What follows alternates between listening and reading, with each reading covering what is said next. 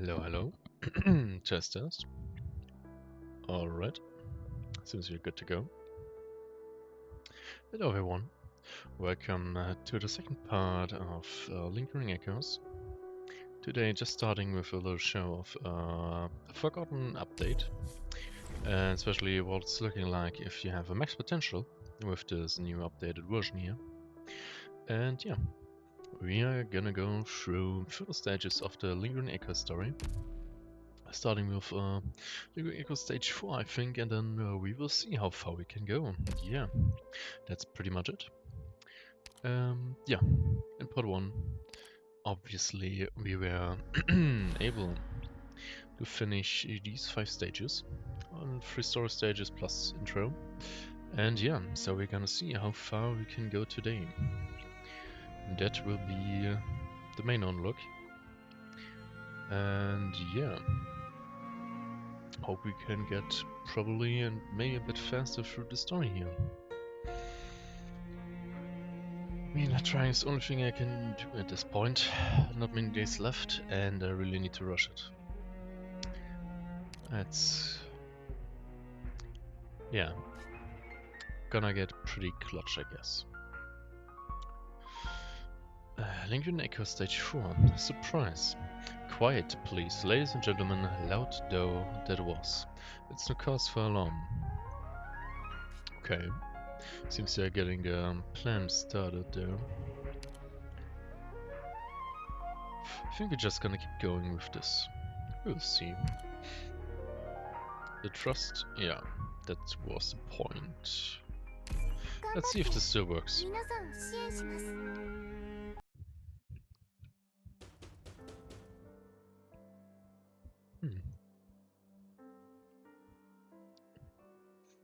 You're coming, I will be right there. Hibiscus. Good morning. You're up early today. It's barely get light out. Where's Emils? He's still asleep. Your eyes are all bloodshot. Did you stay up all night? Wake him too, hurry. What exactly is going on? Weird. Thoughts recovery? I have no idea what you're trying to say. Do you really not understand me, or are you just... Fine, I will explain it one more time. The reason I came to the Afterglow was to investigate why the infected people here were suddenly getting better. But according to our visits over the last few days, the infected here in the Afterglow are not getting better, but exhibiting something called a Farhad's recovery. In other words, the patient's condition appears to be getting better. But in reality, it's taking a turn for the worse. Why would they appear to be improving then if they're getting worse? Let me explain it another way. Generally speaking, whenever the body is injured, the best outcome is for it to return to its original state. If it's unable to return to its original state, the body will mobilize its non-damaged parts to cover for the functions lost through the injury, a process we call compensation. Right now, most of the infected in the Afterglow have activated their body's compensation functions, causing them to appear to be in very good shape. But inside them, where the eye cannot see, the severity of their neuropathy is rapidly getting worse. At the current rate, a certain cohort is about to enter the decompensation stage. Decompensation. Once the extent of the damage exceeds the body's maximum ability to compensate, the fragile equilibrium is broken and the patient quickly lapses into the acute exacerbation stage of neuropathy, where the condition deteriorates sharply and becomes life-threatening. Sorry, to make this a bit bigger. Actually, there are already people starting to enter the acute stage. How? I get the gist of what you're talking about, but what does this have to do with... Wait, are you saying that Kraid is at risk too? No, that isn't a problem. Based on analysis of our findings, though, Kraid seem to be primary factors behind the occurrence. Kraid and I caused all of this. That's complete nonsense.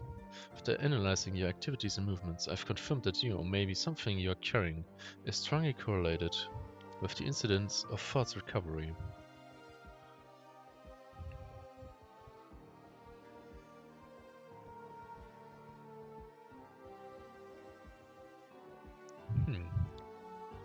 Okay. For example, the work in the laundromat beside your residence said the day before that she felt especially good.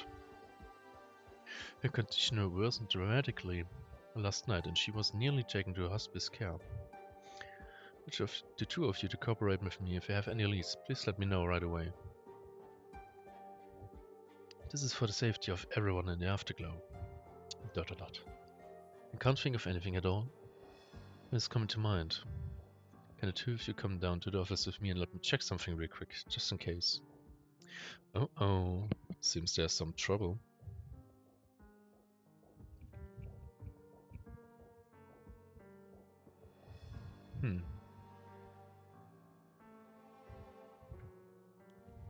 Judging by the markers,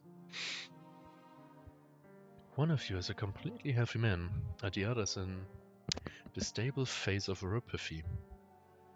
How could this be?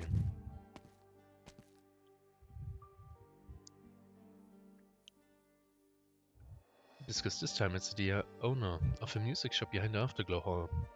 What's the situation? Thankfully, he signed an agreement with the hospital in the Cliffy Patio and has already been picked up. Another case of false recovery. That's right. Just yesterday afternoon, he reported no discomfort whatsoever. Go follow up just to make sure that the hospital doesn't find a way to renege on the agreement. Those two will handle it. And I will be off. To Asken, is there anything you can think of? Every moment is the difference between life and death, so please. How about this, emotes? Why don't you come with me first? Let's have a chat about this. Kreide, would you mind waiting a bit inside? What the fuck?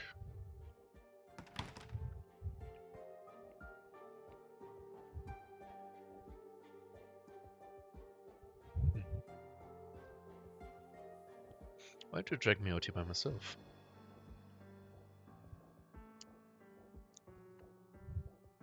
I apologize in advance if this comes off the wrong way, but I'm doing Kreide to keep some distance from each other.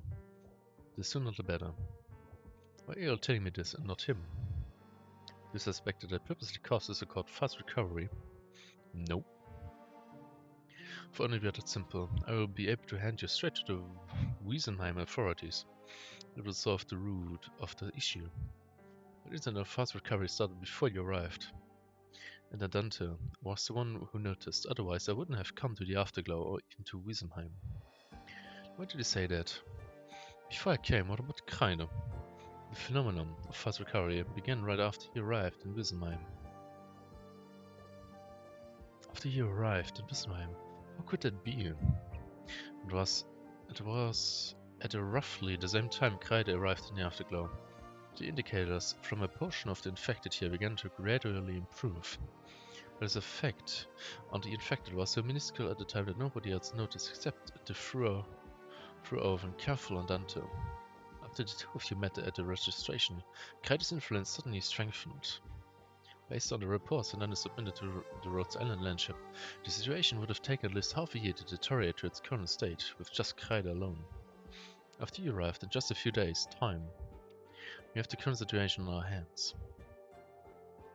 You need to explain to me what exactly is going on here. If you don't have an explanation, I will need you to put things on hold before the situation is out of control. So I hope you will leave the Afterglow in Wiesenheim as quickly as possible. What about the concert? Concert? That's what matters to you. If fast recovery is caused by some sort of arts, then your ensemble would amplify that, if anything. It could be that's your... Stop. I'll be frank, I hate nothing more than being unfairly accused. This is a problem that can be resolved by respecting your feelings. I know. So give me some time. Yeah. How long do you need? If things go smoothly, just a few hours. If not, I don't know, but I promise I will be back. Alright, I trust you this once. Oh. I don't agree to this. You must work so hard to perform in the concert and finally managed to win over Haxoni. It would be a travesty if you just walked away at this point. You're missing the bigger picture. We're talking about people's lives here. But oh my god, get fucking grown up. Ehemals.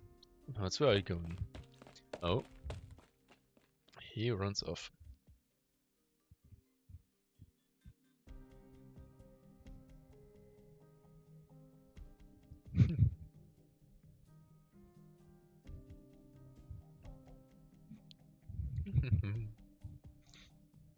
You look like you're all out of breath. Did you run the entire way here?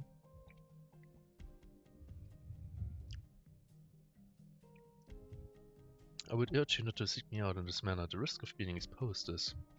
Exposed? Things are starting to go pear-shaped, and that's what you're worried about. I want to ask you something. Does the resonance from your so-called voice of terror have any effect on other people? The resonance? No. As long as it's not deliberately directed, the voice of terror's resonance should not affect others in any way. Then why did Hibiscus see me in Kreide as the source of the false recoveries? Hibiscus, Rhodes Island operator dispatched to Wissenheim.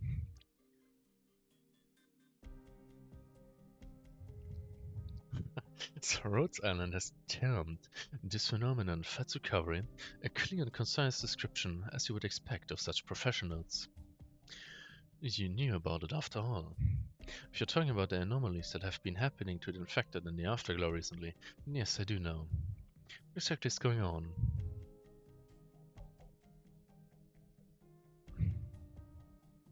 Stated simply, the voice of terror within Kreide is damaged. When you cast arts, the voice of terror inside you will activate. Therefore assisting you, correct. Yes, I do hear a faint shrill melody as I'm casting arts. How can something like that be damaged?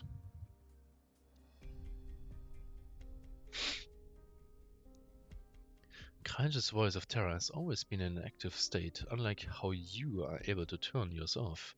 In other words, he's been unconsciously casting arts all around him, with no ability to control it. If you ask him, he will probably tell you that he's always been able to hear some sort of vague melody in his head. You can understand this phenomenon as a leakage. This false recovery is a product of the voice of terror's leakage, indiscriminately increasing the activity of orogenium in the surroundings, using the power of orogenium to heal the nearby infected. However, the source of healing energy is taken directly from the orogenium within the body of each infected. Using the infected themselves as arts devices, using the orogenium inside their bodies to enhance their compensatory functions. This is the false recovery caused by Kreide's voice of terror. Kreide has been in this state for a long time, continuously affecting the infected around him. If this has been going on for so long, someone should have figured it out by now. The credit for that goes to you, Heimholz. Me. Resonance. Resonance amplifies leakage of Kreide's voice of terror, which is causing an explosion in the recent cases of fast recovery. That's the situation, yes. Right, I see exactly what's going on now. You may withdraw from your plan. Freedom's at your fingertips and you're going to give it up just like that. I'm not crazy enough to buy my freedom with the lives of an entire swath of infected. You've been shaken by that woman from its island. This false recovery is indeed not a good thing, but the constant with Kreide is just a few days away. In a few days your voice of terror will be removed, and then you will leave Wissenheim. Nobody will even notice that we are short of a few infected. This is a once-in-a-lifetime opportunity. If you walk away now, Graf Urtika's shadow will follow you your entire life. Is that what you really want? But I won't do that either. Goodbye, and damn Gertrude. Where are you going? None of your business. Oh? Footsteps sound rather unsteady. Are you getting a headache? I already told you. It's none of your business. Did-it-um.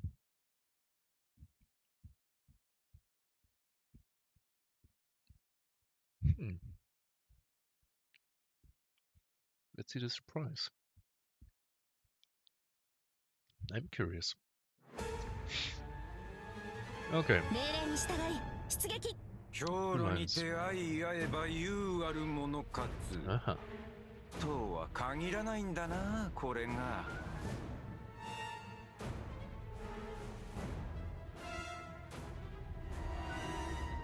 ビクトリアのバグパイプ波状棒邪悪を壊滅しうるは勇猛さ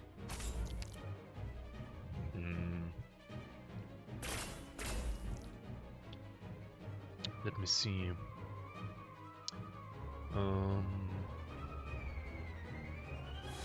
That's difficult.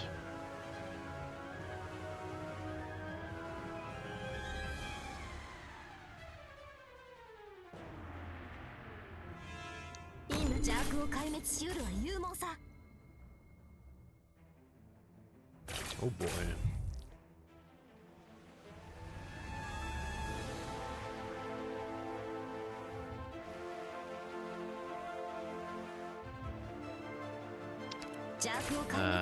It's not good. It's not good. I will complete my assignment. Let's see.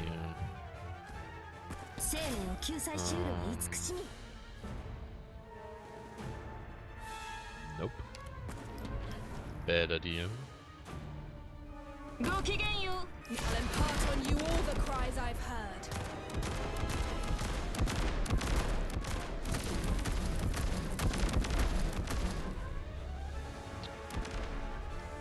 That's really difficult.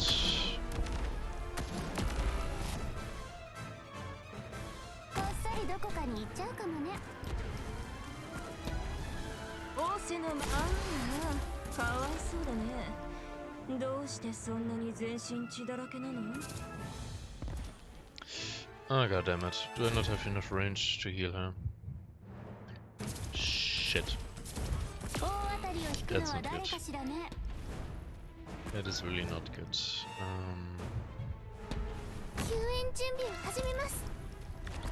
Allow me to study your command. You want to topple me? By what?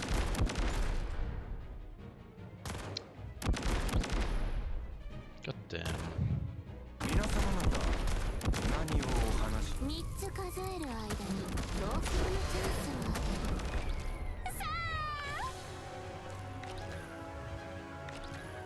Okay.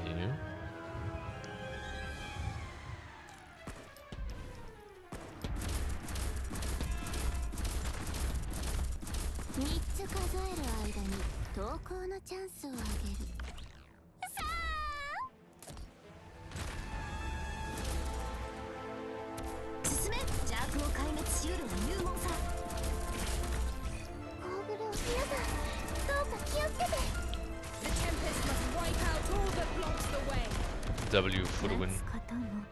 W for the win.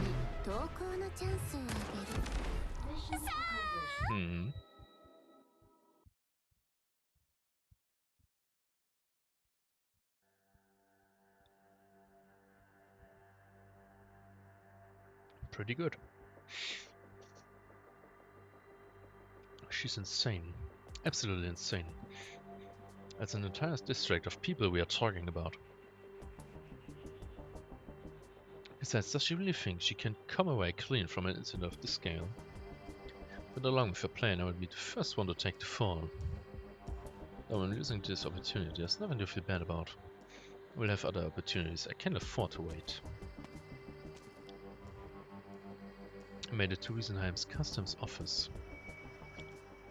Just as Ebenholz is about to enter the customs office, a tense heading nearly knocks him off his feet. A coward on the run.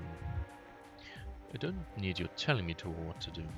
If I die in Utica, I don't want to become a murderer like you. You fear, you are afraid. If you are ensnared by fear, then never in your life shall you taste freedom. Shut up. Naive idiot. Call me whatever you want. Do you think that woman can get you out of here so easily?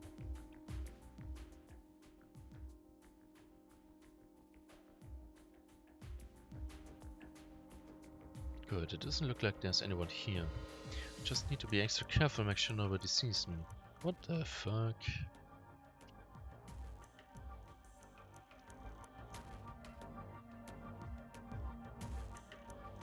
Just a little farther and I will be in the uninhabited plain on the edge of the city.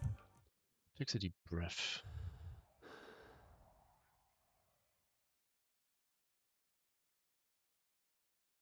We are seriously planning to jump off the edge of a nomadic city.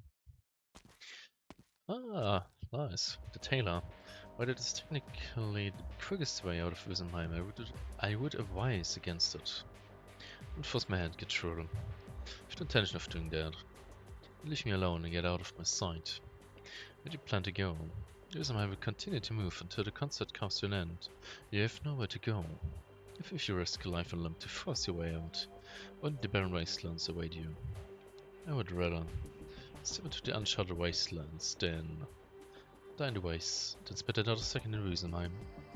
Correct. I understand how you feel, but can you come down first and let me finish? What do I need to hear from you? Do you really want to reveal everything to your... What's here, dear Graf? Vertigo?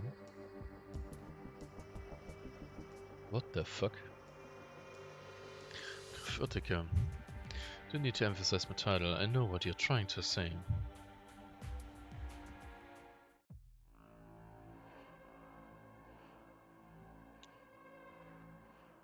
First of all, I promise that under the current conditions our plan can still proceed smoothly. It's not our plan, it's yours. If your semantic games allow you to sleep better at night, so be it. Kain's voice of terror is damaged, and Rhodes Island has also discovered its side effect. Can a damaged voice of terror cancel out another one? Even if it could, would Rhodes Island turn a blind eye? Indeed, Kaita's voice of terror can still join in resonance. As for Rhodes Island, where do you think we are? This is Wissenheim, my domain. Little Fräulein Hibiscus is also infected. Even letting her step into Lufanian is only to keep up appearances. With Rhodes Island, she can go nowhere but Wissen. In any case, she only knows that there's something going on with you and Kreider, but doesn't know how it's happening. She has no evidence. I understand, you don't have the heart to bring harm upon the infected, you have nothing to do with this. The way I see it, this compassion is extraneous. But if you truly wish to act upon it, it's even more important that you carry out the plan. Carry out the plan and let all those infected people die. I will tell you the rest of the plan then. You and Kreider will do it, and you will remove your own voice of terror. Afterwards, I will create some commotion in the concert hall and take advantage of the chaos to kill Kreider and disguise his body as yours. What did you say? He has become the biggest scourge of the Afterglow. It's impossible for him to live on. Impossible for what? Don't be ridiculous. The biggest scourge of the Afterglow is none other than you. As I said before, all the scourges of the Afterglow come from Kai's corrupted voice of terror. As an exacerbates the leakage of the voice of terror in an irreversible process. Even if you were to plummet off the edge of the somatic city, Kai's voice of terror would not return to the relatively harmless state it was in a week ago. More importantly, the voice of terror isn't just harming the people around Kai. It's also hurting him. He is the biggest victim of the resonance between you two. You may seem perfectly healthy right now, but don't be fooled. It's just another example of false recovery. Kai's body may have adapted to the voice of terror in the past, but with the recent surge of leakage, this delicate balance is about to be thrown upside down. An optimistic estimate is that his good days will come to an end within 2 weeks. After that, he will experience the intense suffering that occurs in the acute phase following the fast recovery phase. The heaviest ending for both him and the Afterglow would be for him to die following the concert. For you, for me, for the Afterglow, and for him, it would be a good thing. I would attain a trump card I could pull out at any time. The Afterglow would obtain peace, Kreider would obtain his rest, and you would obtain your freedom. Graf Utica, rightful heir to Lufanium, the last of the Witch King's bloodline. Yikes.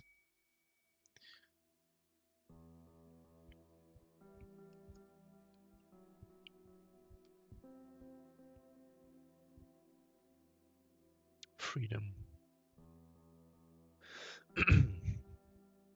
For as long as I can remember, I've never known freedom. Ah, there's the MILF. Poor child. No courtesy or greetings are needed, just listen to me. Even though you were born into a distant branch, far from the Witch King, you are indeed the last of his bloodline. Out of pity, I will not trouble you. Beyond that, you shall also inherit the feast passed on from generation to generation in your family.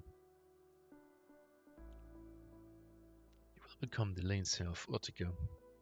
You will learn to take responsibility for your own subjects.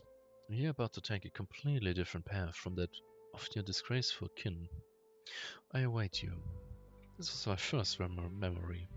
I was around 5 or 6 years old at the time. I can't remember from before that. I only vaguely remember coming into contact with a strange thing called the Voice of Terror. I nearly lost my life. Staring at the pure white dress in front of me, I was filled with thoughts I would become some obscure little aristocrat. I thought I would live the rest of my life in peace, with the exception of the occasional headache and the auditory hallucinations from the Voice of Terror. Your illustrious highness, you should know to mind your words and actions, and do not leave the spire without good reason. I must remind you everything that you are has been bestowed upon you by their majesty. Me. Cautious servant. Your illustrious highness, aren't you forgetting something? You ought to praise the majesties before you eat. Oh my fucking god. You'll be learning any peace today. The song expresses the gratitude of the nobles towards the majesties. Please keep that in your heart. Oh my god. Mastery of over-redeeming arts is simply transcendent. You want something more elaborate? You need not to wear yourself out. Ah, yeah, definitely.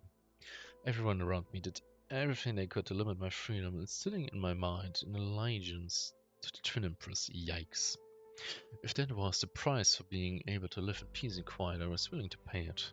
I paid it for a very long time. To be frank from the onset, you are the true heir to Lithanian. I've been laying in wait in your spire for a number of years now. I'm sure you recognize me. You don't have to say anything, just listen to me. You don't have to agree with me or repudiate me. I know that you're scared, that you don't want to lose even this life you have now, but you should at least know how those people see you and what they want to do. I'm sure you know that the attendants the tyrants have forced upon you are setting up the banquet below. I would take you there, let you see the truth. The one in front of me grabbed me and pulled me up off the guard. Palm was drenched and sweet. That's the good stuff. I had no idea I had such exquisite wine down in the cellar. You flatter me. Attica's countryside lacks just about everything, but there are indeed a number of master winemakers here. We've got to make sure the drink are filled before the little runt grows up. Can't be leaving any for him. That simply won't do. Boy has been under house arrest for a number of years, and I'm looking for the right time to teach him how to drink. I will have to fill him until he's hopeless alcoholic. Was in trance for a short while.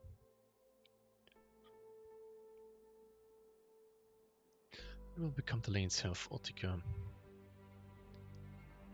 So you still had the trick up your sleeves. Once the round has been completely stocked with wine, and it will be a load of the majesties. Yes, right. Screw me, mate. Guess we'll have to repent with another glass. My god. GG. You will learn to take responsibility for your own subjects. Yeah. Yeah. Responsibility. Yeah. But remember, these words don't leave the wine table. Yeah.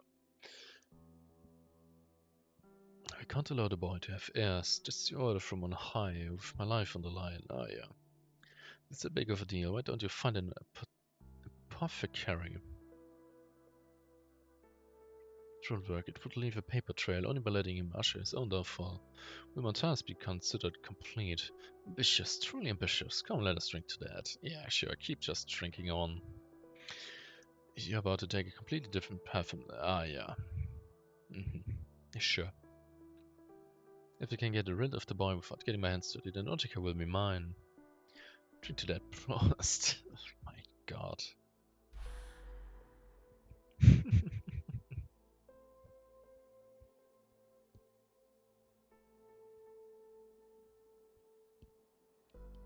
Wow. Did you hear that, boy? This is the peaceful, easygoing life you wanted.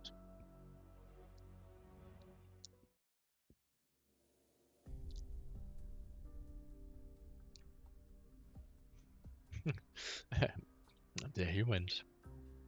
Hey, Ebenholz. Ebenholz. You fell over on the spot. I almost had you sent to the hospital. Feeling a little better.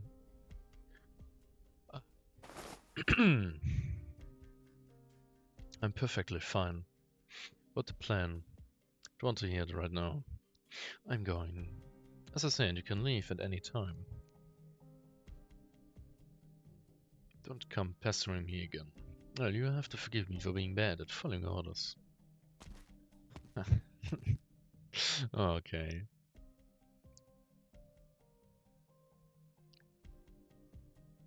Welcome back. Your complexion looks terrible. What's wrong? Did you get sick? I'm fine. You sure don't look fine to me. Go rest in bed, and I will boil some water for you. There's no need. Relax, I used to take care of Grandpa when he first got sick. Just lay down and let me handle the rest. If you don't get any better, I'm going to tell Hibiscus. I will be right back.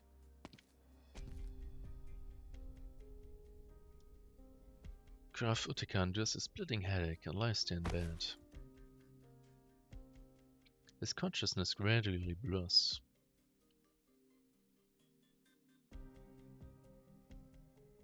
Just one stage. Still not done. We are past 30 minutes. Depraved maggots. They will destroy your exalted bloodline. Shut up. Ah. Self-deprecating trash. What the fuck? The sound of a cello comes from afar. The sky is blue and fine. That's not blue, that's white. His headache is no less intense, but the voice in Graf Utica's head is drowned out by the melody from the cello. A wave of reprieve washes over him.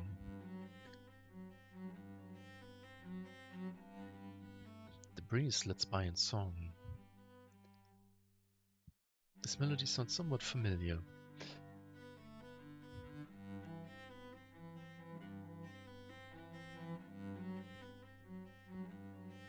His splitting headache makes it impossible for him to gather his thoughts, but he feels he has heard this melody somewhere before. The river murmurs clear. Where have we heard this before? Where? Heart.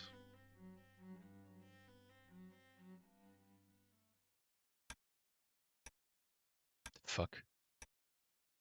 You're awake. I. Just stay put for now. Hibiscus just came over and drew blood when she saw the state you're in. She said there's nothing wrong with your body, but you might be overstressed and worn out. Overstressed? Huh. You had someone playing the cello just now. Was that you? Yeah. Where did you learn the melody? Maybe someone hummed it to me when I was little. I don't exactly remember. When you were little. When you were little. You are dead. I am what? Reading Graf Utica struggles a few times, but nevertheless is unable to crawl out of bed. Those dusty memories within his mind, awakened by the sound of the cello, flashed once more before his eyes. Is it an air? 'Cause he's white. Target has been suppressed.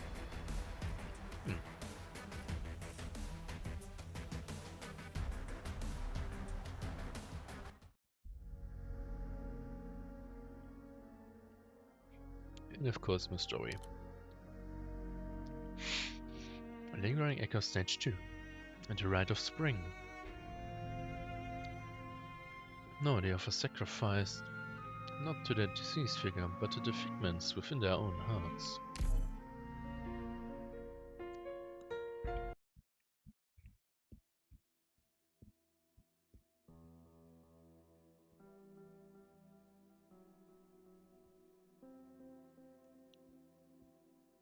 So these are the only ones left from His Majesty's bloodline.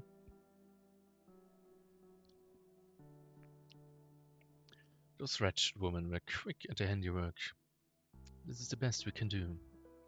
I still say that we shouldn't be treating His Majesty's melodies so frivolously. What do you think we should do then? I think we should be a little more cautious here. Cautious. Our people are being slaughtered day after day. And you want to be cautious. This is our last chance. Even if bringing His Majesty bloodline and melodies won't revive all of His Majesty's power.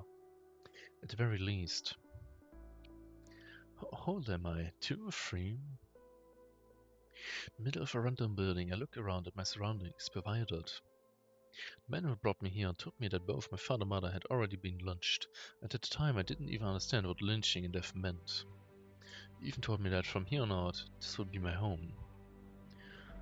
I was going to be a part of grand plan, and if luck was on my side, I could even become Lithuania's next ruler.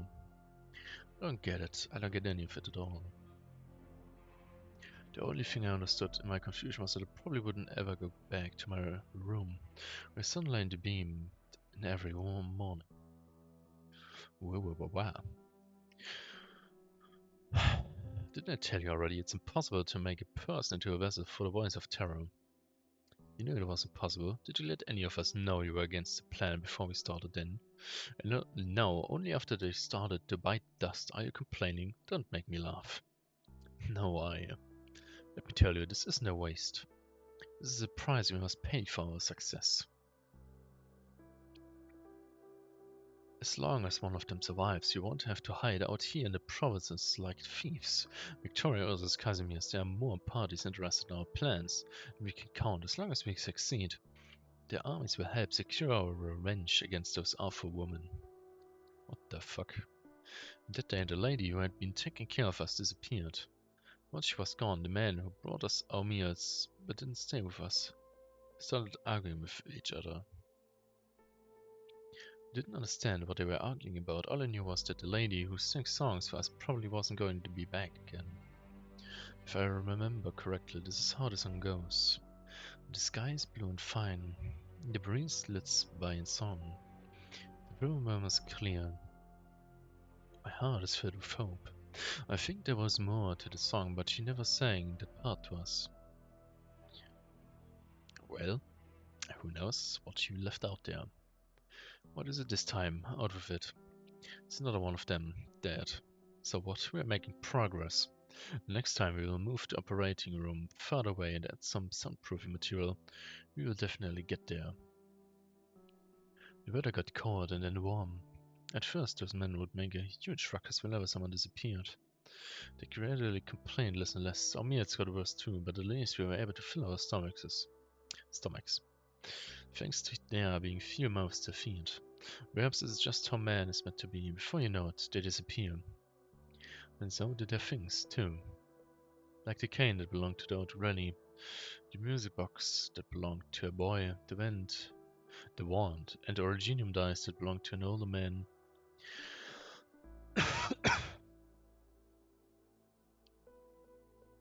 But there were also things that stayed with us.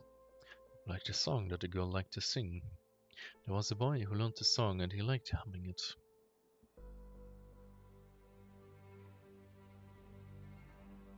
Just what are we doing? We brought His Majesty's bloodline on our protection only to send them to their deaths. Wake up, this is a necessary price to pay to make sure His Majesty Bloodkin can wield his power properly. We have to make these sacrifices. We are learning more and more about the voice of terror. We will succeed soon enough. What about those who died? Let's stop these crazy experiments. Let's start over with new identities and raise the few we have left. We are just scrub to become fine men like His Majesty. Stop dreaming, we need the voice of terror. What the fuck? Then after a year, or perhaps 2, I really have no idea. It was just me and the boy. So trembling in fear every time those men came to our room. When he saw that, the boy would comfort me and tell me that everything was alright before standing in front of them. As soon as they were gone, he would sing the song. My heart is filled with hope. Yeah, of course. You've been here for a long time, you may be kids, but you've figured it out already, haven't you? His Majesty's only surviving bloodkin after all. I don't want to make this too ugly. I will let you decide who will be next. We've made vast improvements to our technology. It might succeed, most likely. Whichever of you did undergoes the experiment might become a really, truly amazing caster. We aren't stupid. The man in the noble attire told us the same thing the few times before that. but none of the ones who left with him ever came back. My legs trembled. I looked at the boy next to me. His lips were pale too.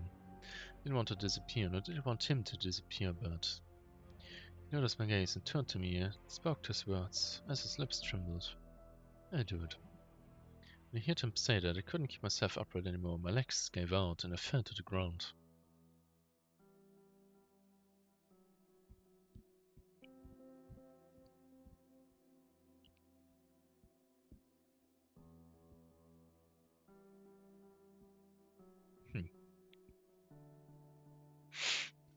I lived alone in the empty room for 2 whole months.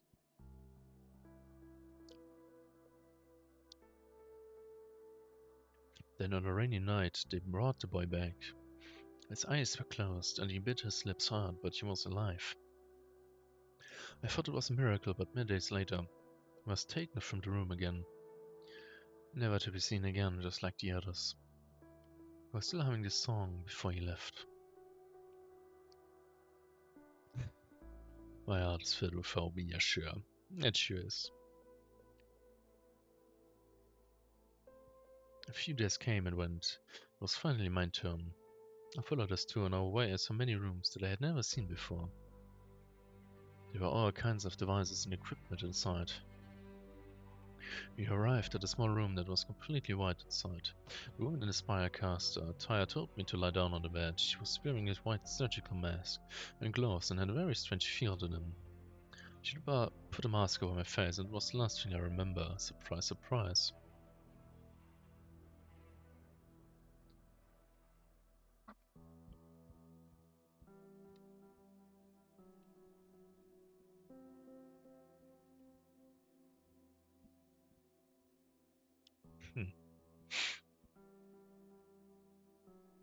I was woken up by the cheers. When I awakened, it felt like there was lava burning in my brain and roasting my eyes. The pain lasted. How long was it? Days? Weeks? Months?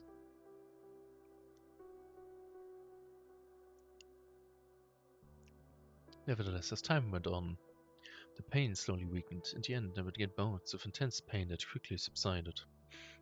I waited for them to carry me outside everybody else, but they didn't. Not only that, they started to fawn on me and gave me more food and let me run outside in the courtyard. They started giving me lessons to teach me how to read, write, and most importantly use origami mods.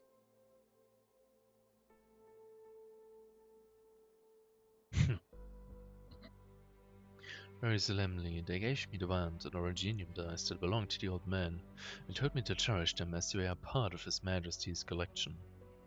Thereafter, whenever I showed any aptitude for arts, they would shower me with praise. Oh my god.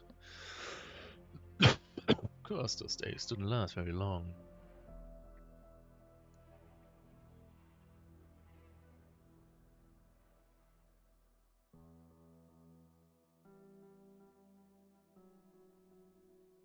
Is this all we will get with this boy?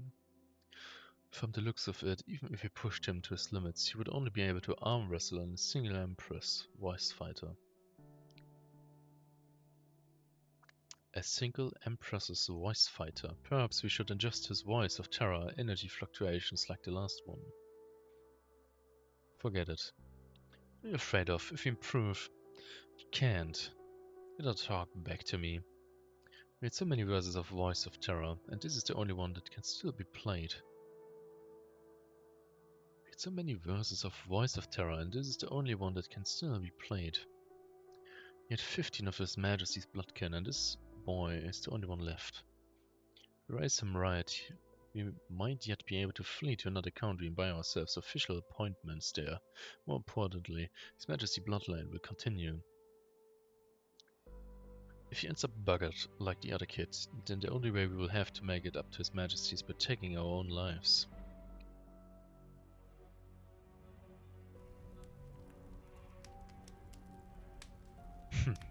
The next day they were gone too. They didn't take their own lives, but it was because the Empress's voice they kept talking about were here.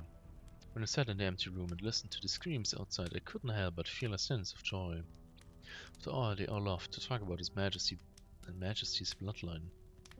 You know what they feared the most? The destruction of this cursed bloodline was finally about to happen. elegantly dressed man kicked the door in and entered. This must be the Empress's voice. He looked at me and neither lowered his weapon nor attacked. He was probably hesitating. Hesitating for what? I took my wand and pointed it at the Empress's voice, and the Orgenium die started to revolve around me. As I expected, he dashed toward me unbelievably quick and struck the brass instrument on my head hard.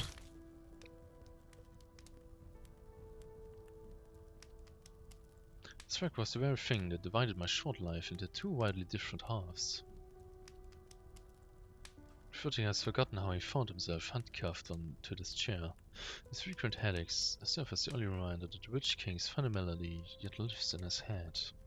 This is radiant, managing the Grafschaft has told him with scorn that it's an artifact left behind by the one whose name we dare not speak, and that it's no longer inseparable from his body. But he has no idea at all how he became one with that thing. He remembers now. What should he do? What can I do? What the fuck? Zakas, hi, sorry, didn't notice you yet. I wish you a good evening. How are you doing? Or afternoon.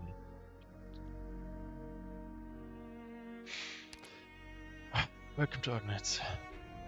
I'm good, that's nice to hear. Yeah, as you just see,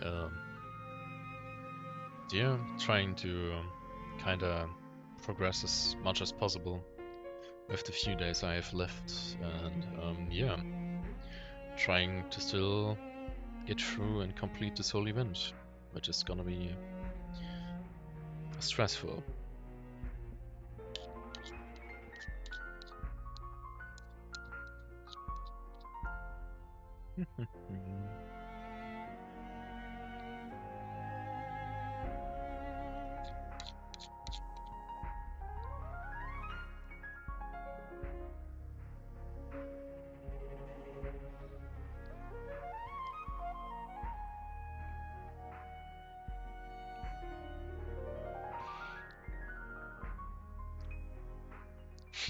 You did manage to get past some of the event levels, that's nice to hear. I'm gonna need to continue here on this second tutorial. Operation 849. Foundational to a proper performance. The coherence and fluency of the music must be ensured. Okay. I mean, do be careful of lingering echo 7 and 8. I mean, if it's too annoying or too busted, I just gonna Google it. I won't try to solve everything here. I really need to watch out for my time. I really am in a hurry. Weird, it's like something in front's blocking the realigned flux. That's alright, it's a realigned flux charging a resonator with energy. Let's put the resonator in contact with realigned flux for a while and you will activate the resonator. Once operators are deployed on active resonators, they will get a new realigned flux originating from their position, without any connection to a tuber. Understood. Okay. Alright, let's see. First resonator active. Let's keep it up and minimize the impacts of these excess energy disturbance.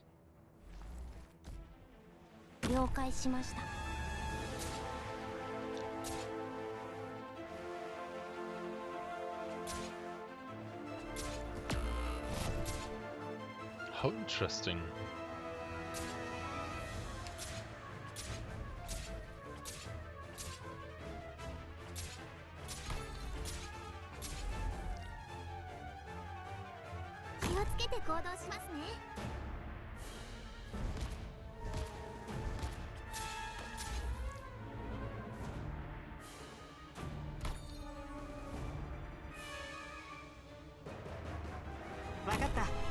Let's see, like this.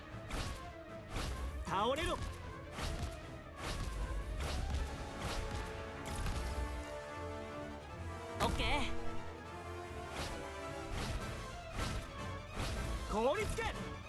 Yeah, this should work.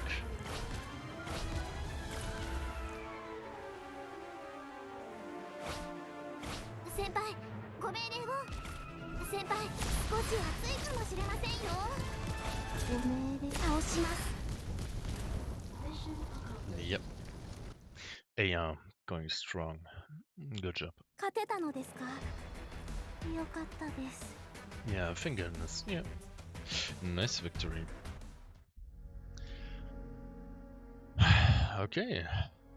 Well, I hope this was the halfway. Now on to the last 4. I just hope it's the last 4. Maybe we can manage like 2, 3.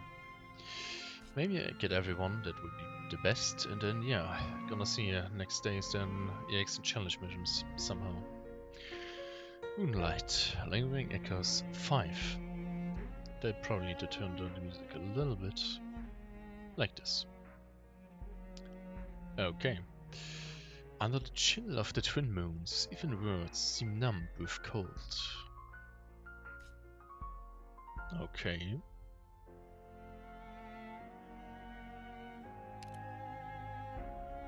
Let's see.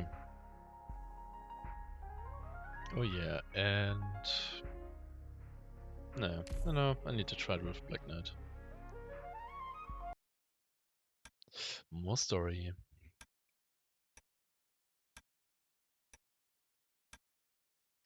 How do you feel? I'm better now, right? I'm fine. I'm totally fine, I'm sure of it. The both of us are going out for a bit, so stay put here. You're going out again the moment you feel a little better. You've got work to do. That's fine and all, but shouldn't you at least wait until you've recovered? Don't worry about me. Biscuit said the same thing after you wake up. It would be best to keep resting for a while and monitoring your condition. It's an emergency, one that can't wait, alright? There's not a whole lot of time left until the concert. I think the most important to do until then is to make sure you're healthy and well practiced. I'm sure that's what you want too. Can you stop pestering me with that right now? Pestering? That's not what I meant. But I have to go, so don't get in my way. I will be back soon as I can. You really can't tell me what you're going to do. If everything goes well, you will know soon enough. Right, you're soon. What about it? I made an appointment to pick it up this afternoon, but I won't be able to go with you. You should go get it yourself. Remember to bring your cello with you and play a little passage as you're trying it on. Make sure there aren't any areas that feel uncomfortable. I will be back.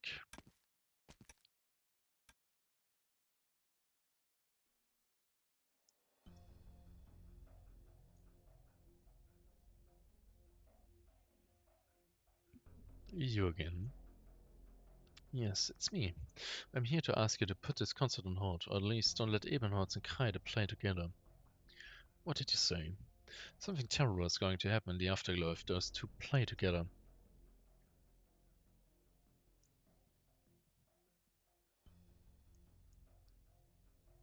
So, if what you're saying is true, my recent improvement was due to the so-called false recovery caused by Ebenholz and Kreide, and as soon as this phase is over, I will become critically ill, my life will be in danger. That's right. You've been around them a lot, so the symptoms will also be a lot more pronounced. Those with less contact with them are also affected, and if I let the two of them play together, there's a high possibility that people will die. Correct, even though I don't know the exact reason, having the two play together seems to amplify the effect they have on their surroundings. How likely are we talking about here? Can't say for sure right now. Other than me, who else is in life-threatening danger? A dozen people from the afterglow have already been hospitalized in the Cliffy Patio. In other words, they've already left Ebenholz and Kreide's effective range. This should be the case. They have a clear picture of the situation. Your answer is no. What? I'm not asking you to cancel the whole concert. You can just cut Ebenholz and Kreide's part or even have someone else perform the duet. You can prove that the duet will cause harm to people other than me. You will cancel the concert right away. But it seems that's not the case. Even you have no idea what would happen to play together. I can't simply throw away the efforts and aspirations of everyone in the afterglow over these illusory concerns. Everyone's aspirations. I understand how much this concert means to you, but you don't understand anything. If you truly understood, you wouldn't throw around the word but so loudly. Fortunately, I cannot change the concert schedule on your word alone. Scanner, please give me a straight answer. What makes this concept more important than the lives of the infected? What are you talking about? Are you suggesting that I'm disregarding people's lives? Just saying. Hibiscus. So, Ursula, take a little stroll, won't you? But come now. Let's head out and come down first. We can talk about this later, okay? I don't know if later is a good time for it, you know? I really don't know if later is still a good point. If everything got through to satisfactory, I kinda won't survive this. There must be some way to come out ahead on both fronts. Xenic certainly must know something. No, he's just a musician. He won't be able to help.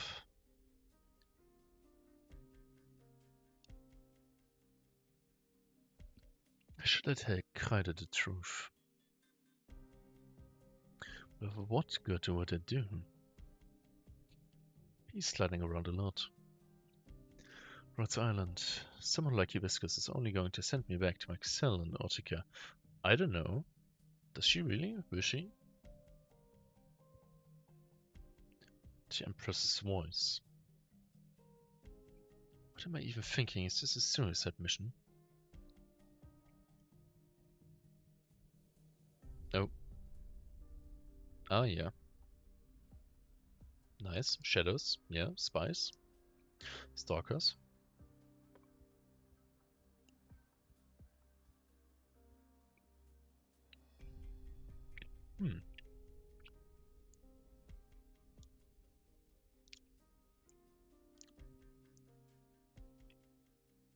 He really is something.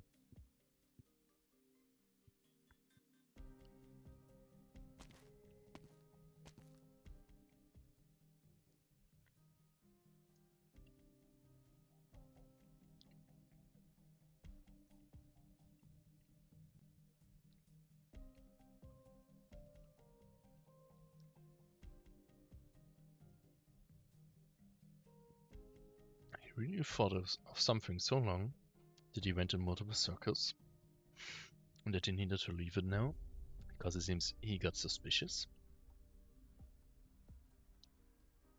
It's weird, but okay. Huh? Have I seen that man before? Be careful. Definitely the crowd. The rumor, there was that rumor. I've got to get to the bottom of this rumor. Who knows, there might even be some clues. Or the person spreading the rumor might know something. But it's all up to me at this point. You sure? This is the best opportunity we're going to get. The longer things drag on, the less time we will have. It will only make things harder. Alright, hurry it up then. I will go report to the high-ups. I'm counting on you, Herr Lachmann. Lachmann, what the fuck? This work sure is demanding, physically and emotionally. It's hard enough spreading rumors. No, I even have to go there. Oh, what is there? Who is there? The sewers. He's heading into the sewers. We do not have to follow him down there. Time to act. Oh. Hold it right there. Who are you? Don't turn around. Tell me who sent you to spread rumors in the afterglow. You got the wrong idea. It just happened to overhear. I've been following you the whole time, Herr Lachmann. I connected the dots just now. You were one fanning the flames before, spreading rumors to have that mob accost Hibiscus. You've got a pretty good memory. Speak, who sent you here? And what were you planning to do in the sewers?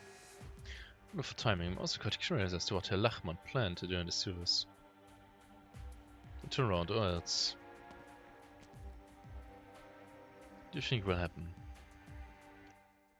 Being captured by the capturer of the capture. GG. At least we get the stage. Moonlight. Let's go. Let's go. Where do we start? Let's see.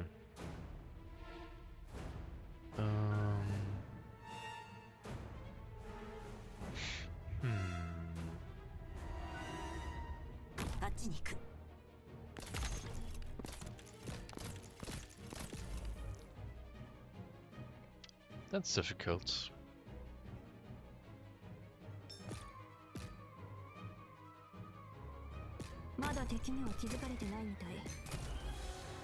Let's see.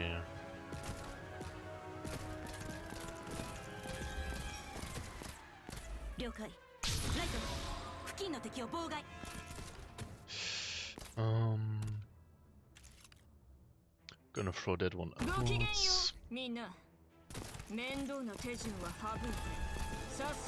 This one there.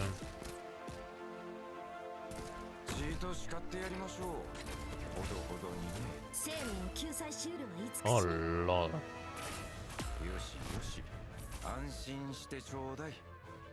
Wait, who the fuck is that?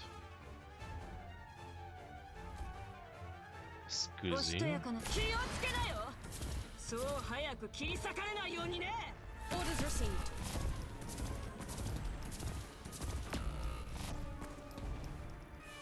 What the fuck?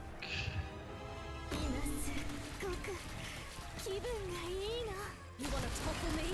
By what?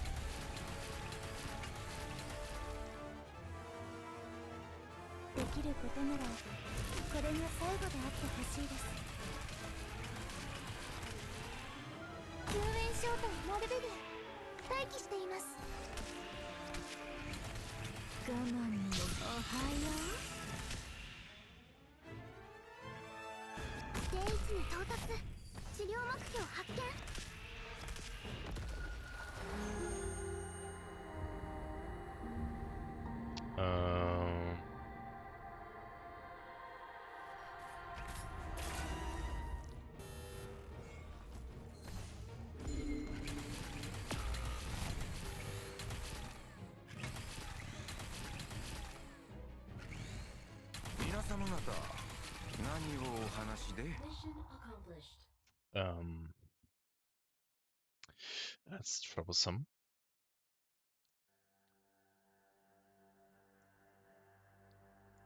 Who are you?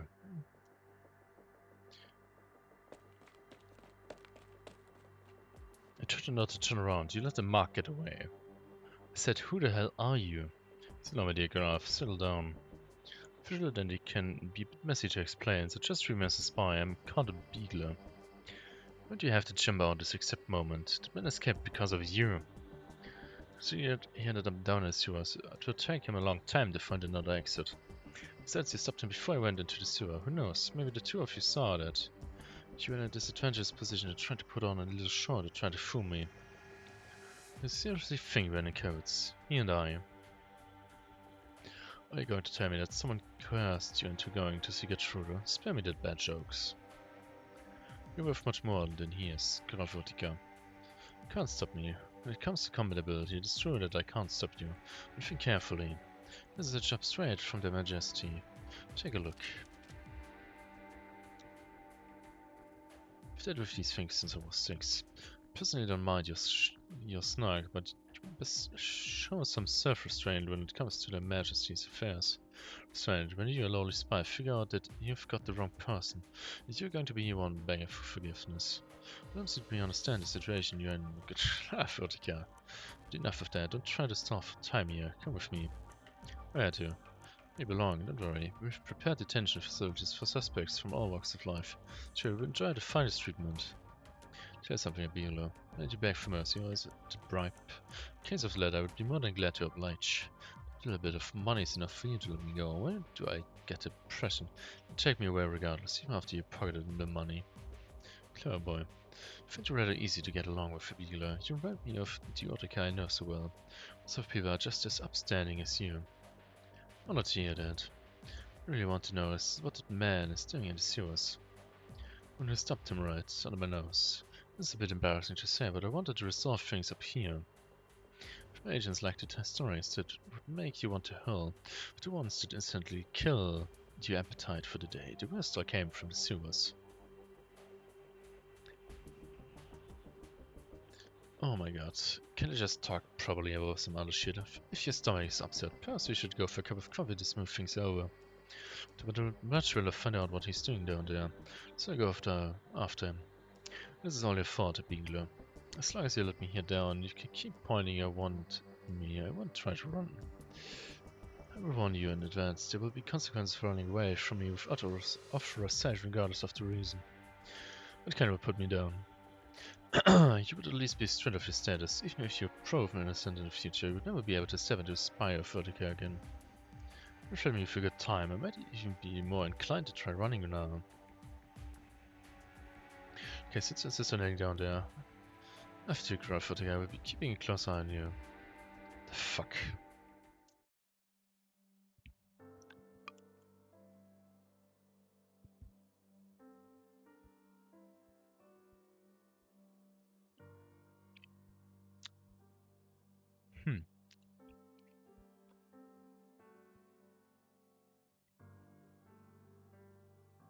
Hibiscus. This is a lecture. But you can't speak to my hair that way, as it's making no sense.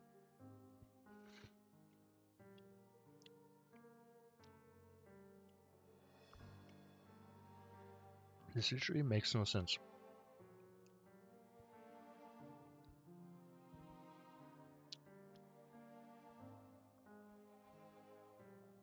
This game is just utter crap.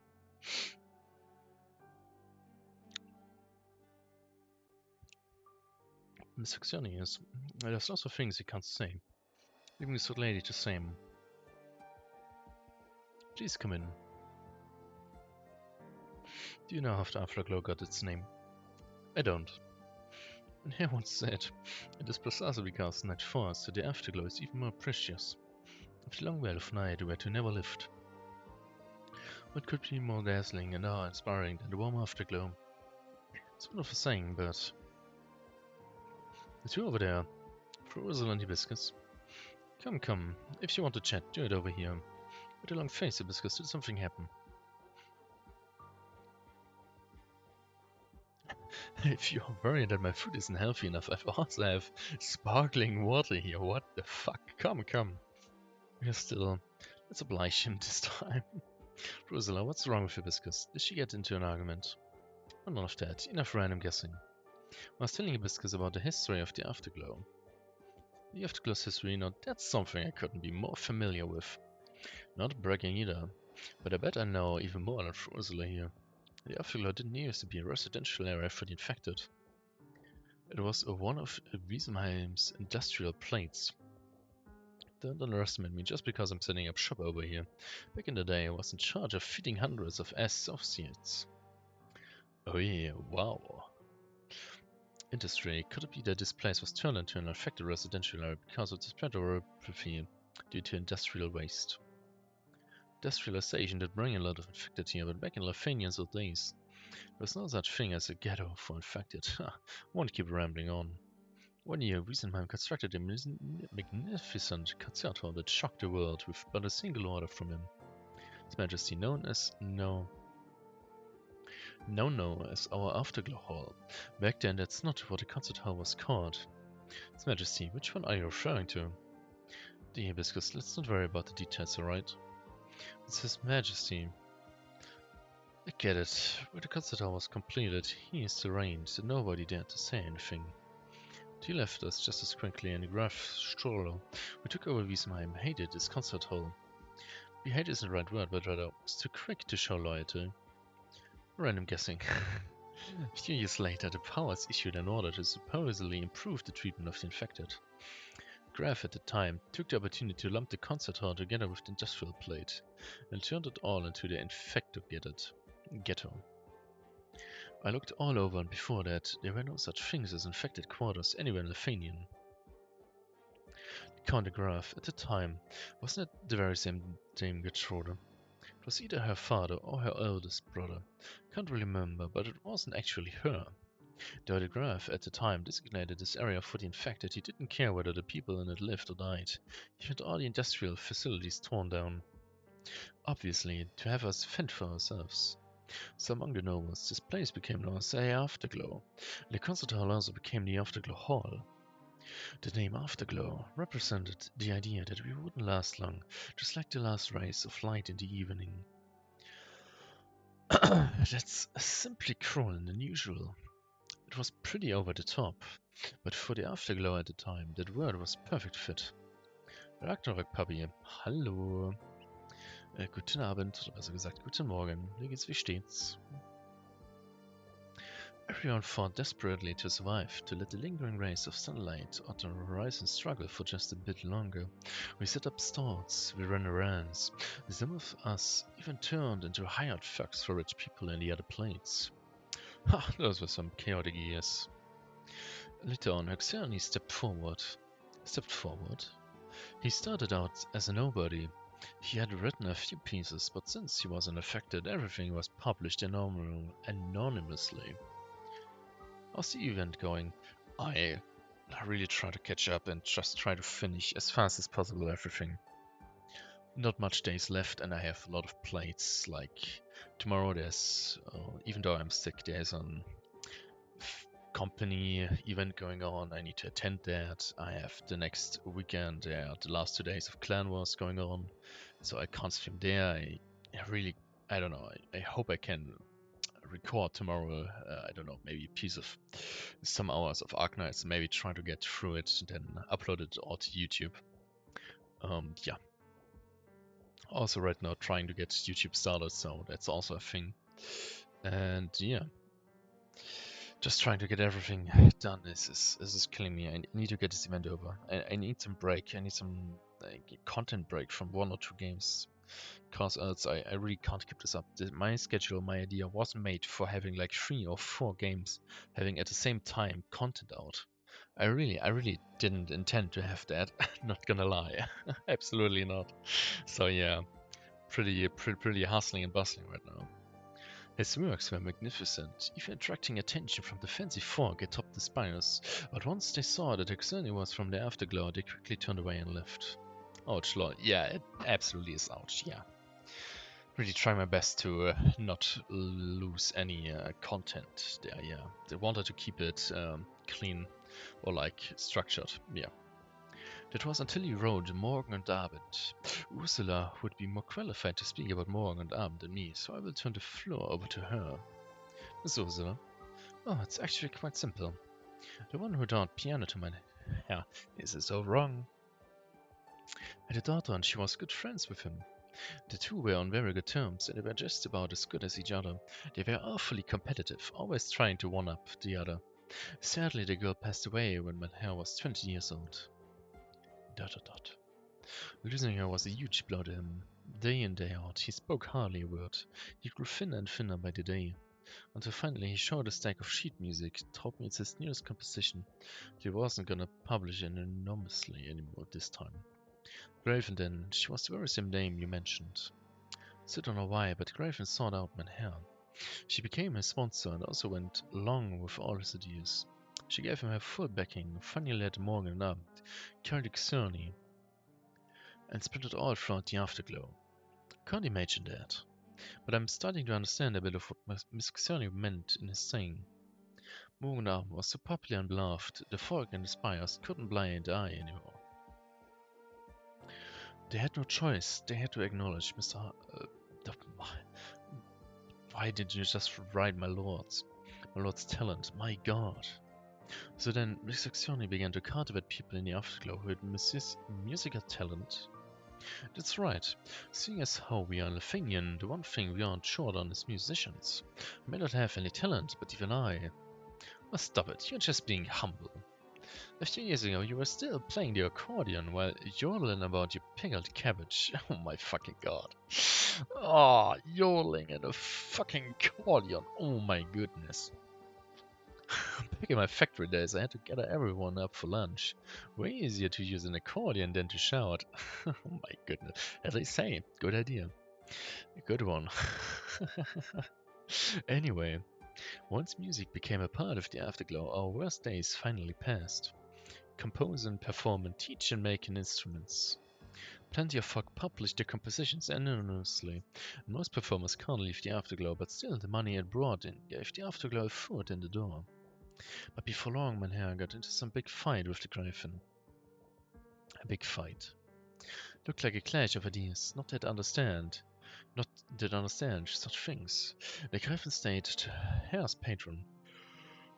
But the two have hardly made contact since. Attendo, what was wrong? Kite's grandfather, he's gone missing. We'll head back right away. Uh-oh, seems someone is gone already. Thank you very much. See you. Goodbye. Hope to see you again. If anything doesn't fit quite right, bring it back and I'll fix it for you. Please don't tell me the other chiller's gonna be crashed now. It's already so late. Even though it should be back by now, right? Huh? What is that? Eugenium slug? Oh no. Uh-oh. Any mercy on the enemy is a potential disaster. Let me lead my troops to settle this. Uh-oh. Seems the Eugenium is coming out. And I kinda need to redo this.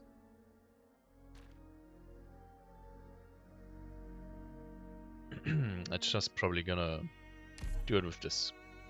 With this one. Let's see. Maybe I can do it this time.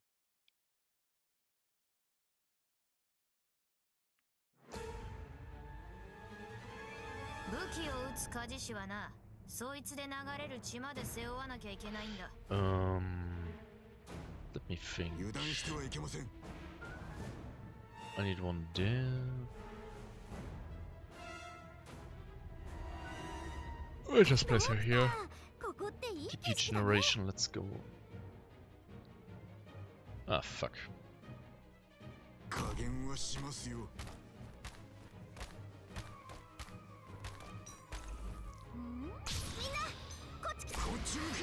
Okay, I want you here.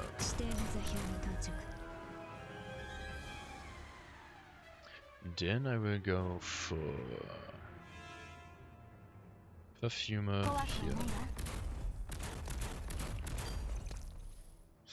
Then the next one is gonna be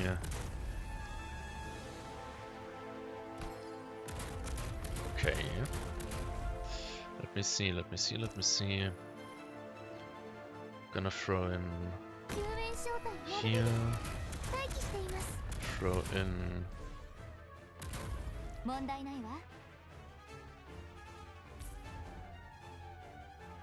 Let me see. We throw in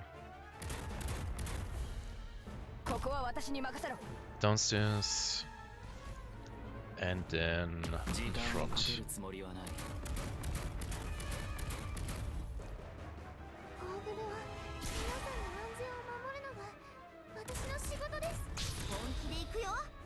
Okay. Orders received.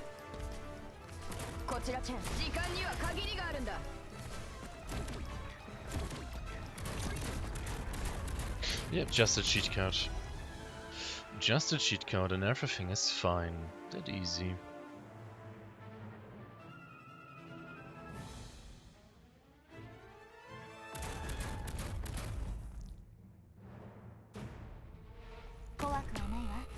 Ah, you're kidding me.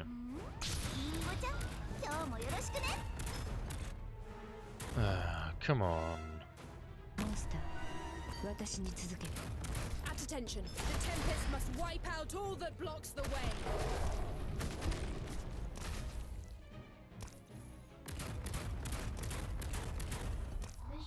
There we go. Yeah, it's just that easy with a normal team. Just that easy. It's really insane how big the difference is. If you just take some random operators.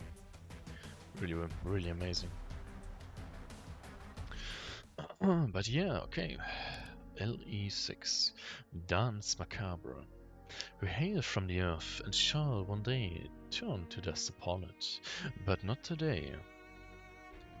Alright. This looks weird.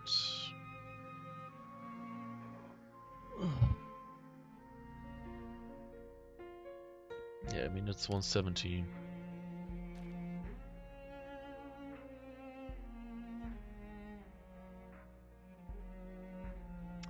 I mean you could say I would have the capacity for it, but yeah, it just doesn't think this is gonna work like this.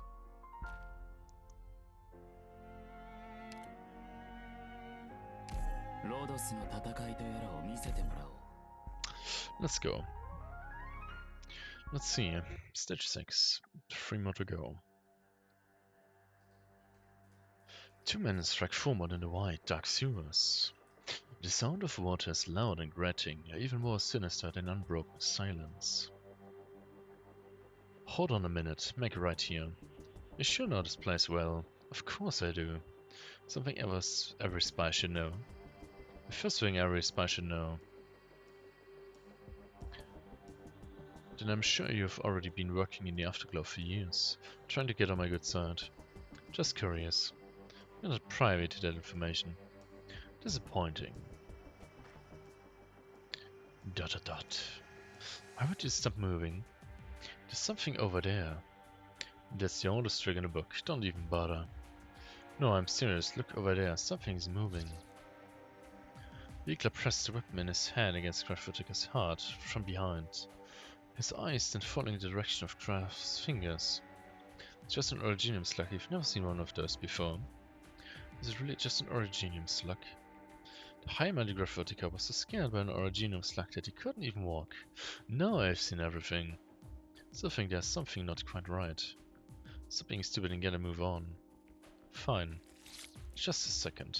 Isn't that an awful lot of slugs? It's way too many. This is going to be a major problem. Run now. Suddenly you tell him to run. Suddenly.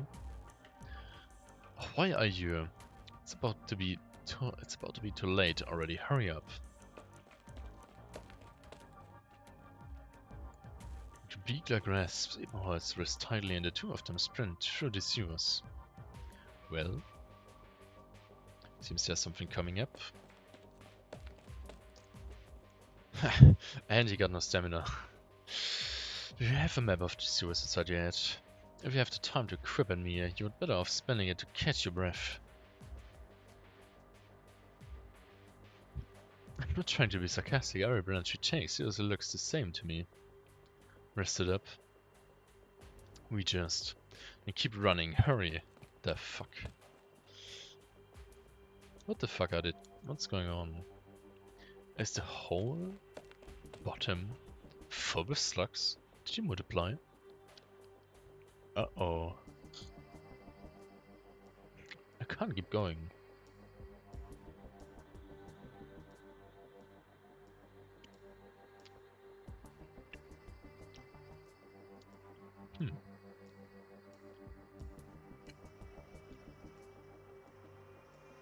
That's fine. We just happened to find who we were looking for. Good evening, Hellermann. Good evening, shopkeep. Oh, that guy. True. Shopkeep.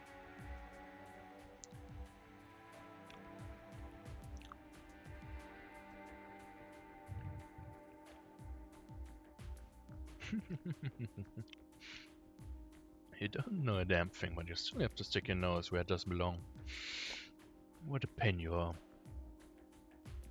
Would you agree, Beagler? Agreed.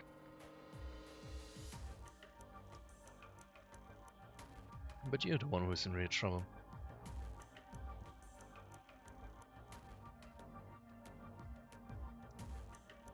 You've provoked other originium slugs in this area.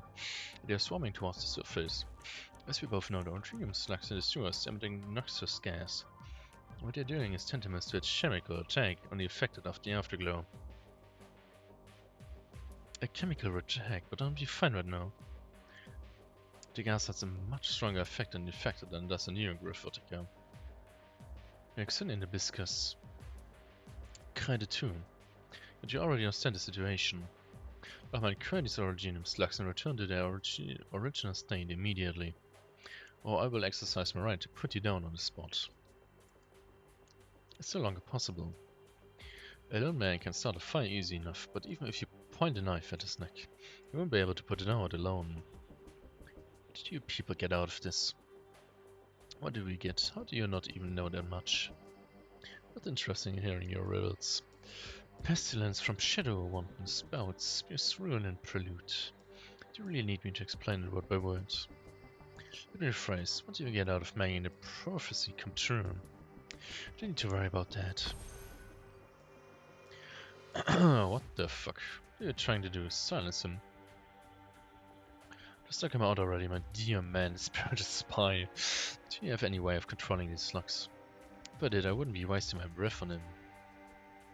Then let's get going before it's too late. Sharply. You're more than meets the eye, Graphotica. Finally I carry him out and you follow me. Hold up, that's... Oh. Oh, it sees the same thing Beakler sees. A luminous fawn, something silvery is glistening on the seawall wall. It's the keyhole.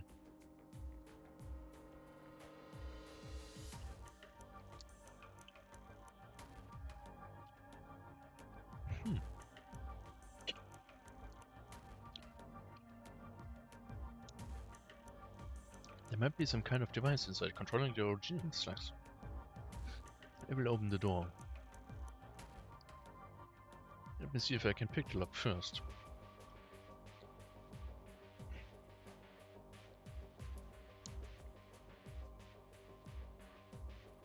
It would be bad news if you blew up something important.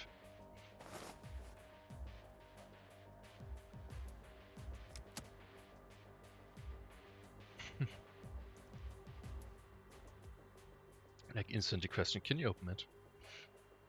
The lock's a pretty tough nut to crack, but it won't get the better of me. While you're working on that, mind telling me what this prophecy is all about? I've never heard of it. Whatever. It's spreading around anyway.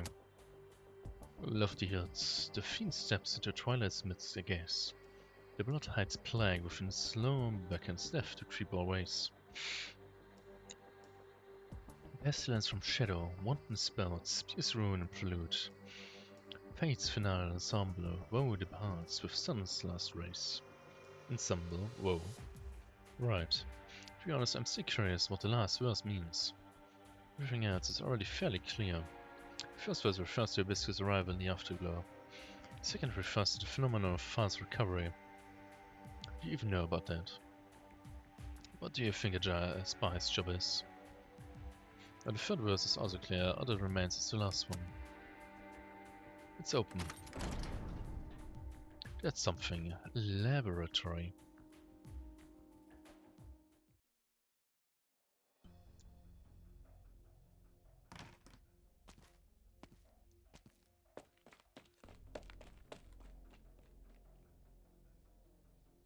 That's you. Thank you for organizing, Bum. Actually, the situation outside has gone to hell in a handbasket. Swarms of noxious Originium slugs started coming up from the sewers. A lot of people have already been poisoned. It's total chaos out in the streets now. They are saying this is part of a prophecy and panic is spreading through the afterglow.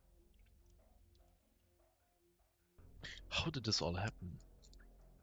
We can't do much about people panicking right now, but how about those who were poisoned? They're not looking too good, especially those who are apathy started getting better recently. They're having even more violent reactions. We've already contacted the hospital, but the medical staff on the line didn't seem very motivated when they heard they were in the afterglow. Not motivated. Go negotiate with the hospital then. It's dangerous outside, you better just call. Didn't care when you made a call, it won't make a difference if I am the one on the line. This is something I'll have to take care of in person. Tomorrow's the day of the concert, and if you get poisoned, if these inexplicable events are sudden deaths, do you think people will be in any mood to enjoy the music, even if the concert continues as planned? I don't want things to reach the point, nor do I want to pretend as if nothing is happening. I would rather not play a single note than lie to myself. There we go.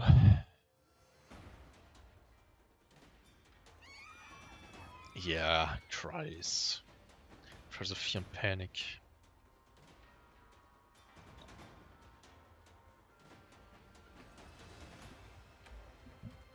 Why are there so many slugs?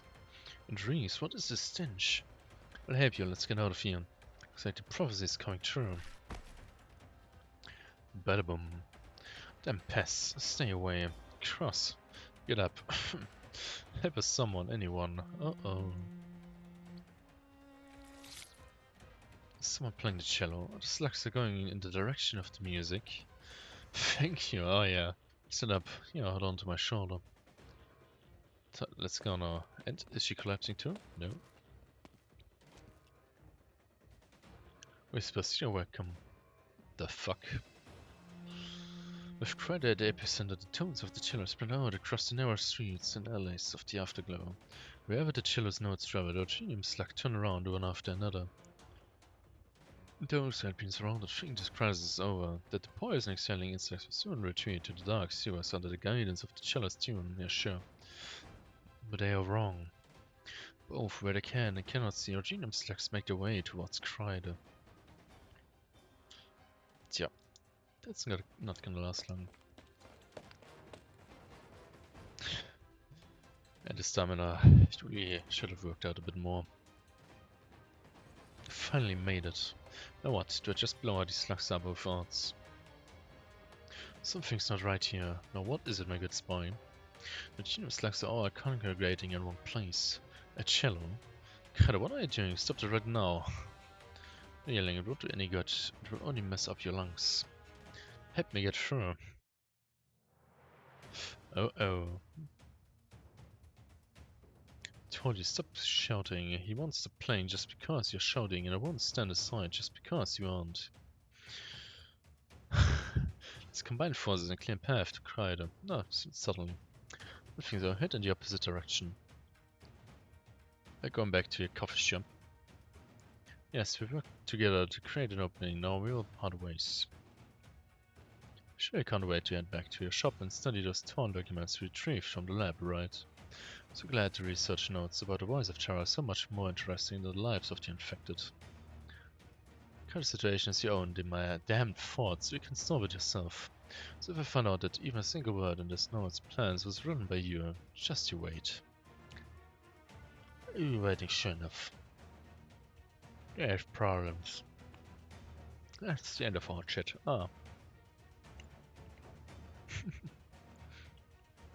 We're going on the count of 3. 3.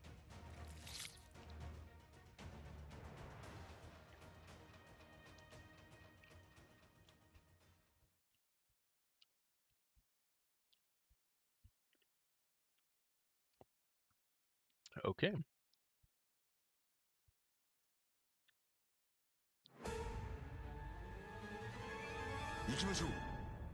Let's see. これが戦場というものね。みんな助けに来たよ。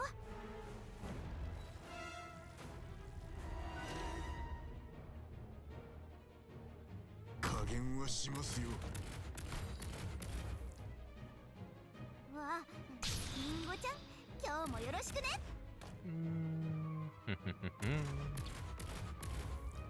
Gonna throw in here.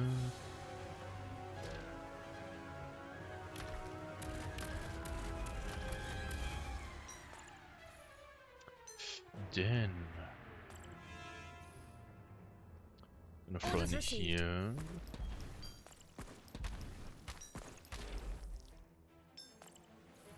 Wait a minute. こちらちゃん、時間には限りがあるんだ。みんな、こっち来て。時間をかけるつもりはない。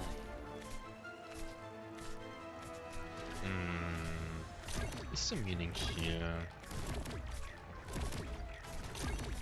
Let me test something really quick. Nope, that's not working. Okay. Good to know. Alright, then...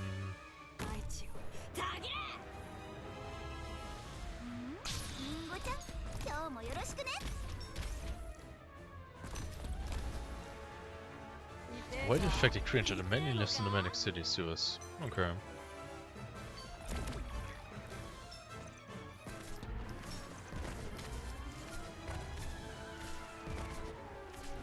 Oh yeah. Relaxing gameplay.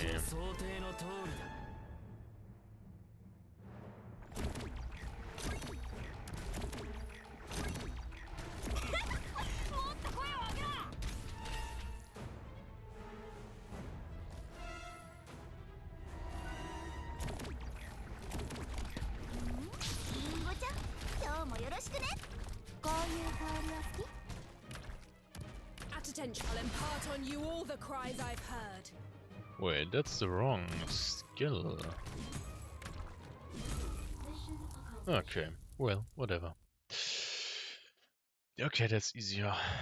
Really easier. Should be,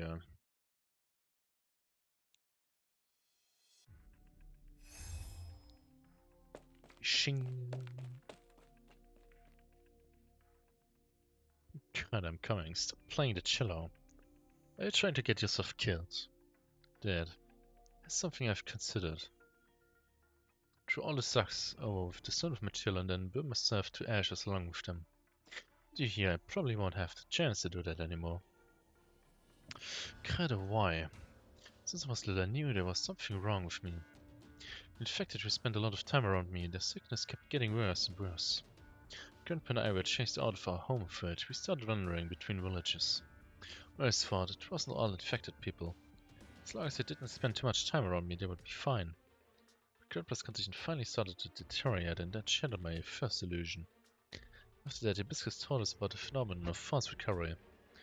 I've already caused such serious damage in the short time since I came to the afterglow. If me living brings calamity to us, then I would rather die. It's not your fault. How is it not my fault? Do you know about the voice of terror?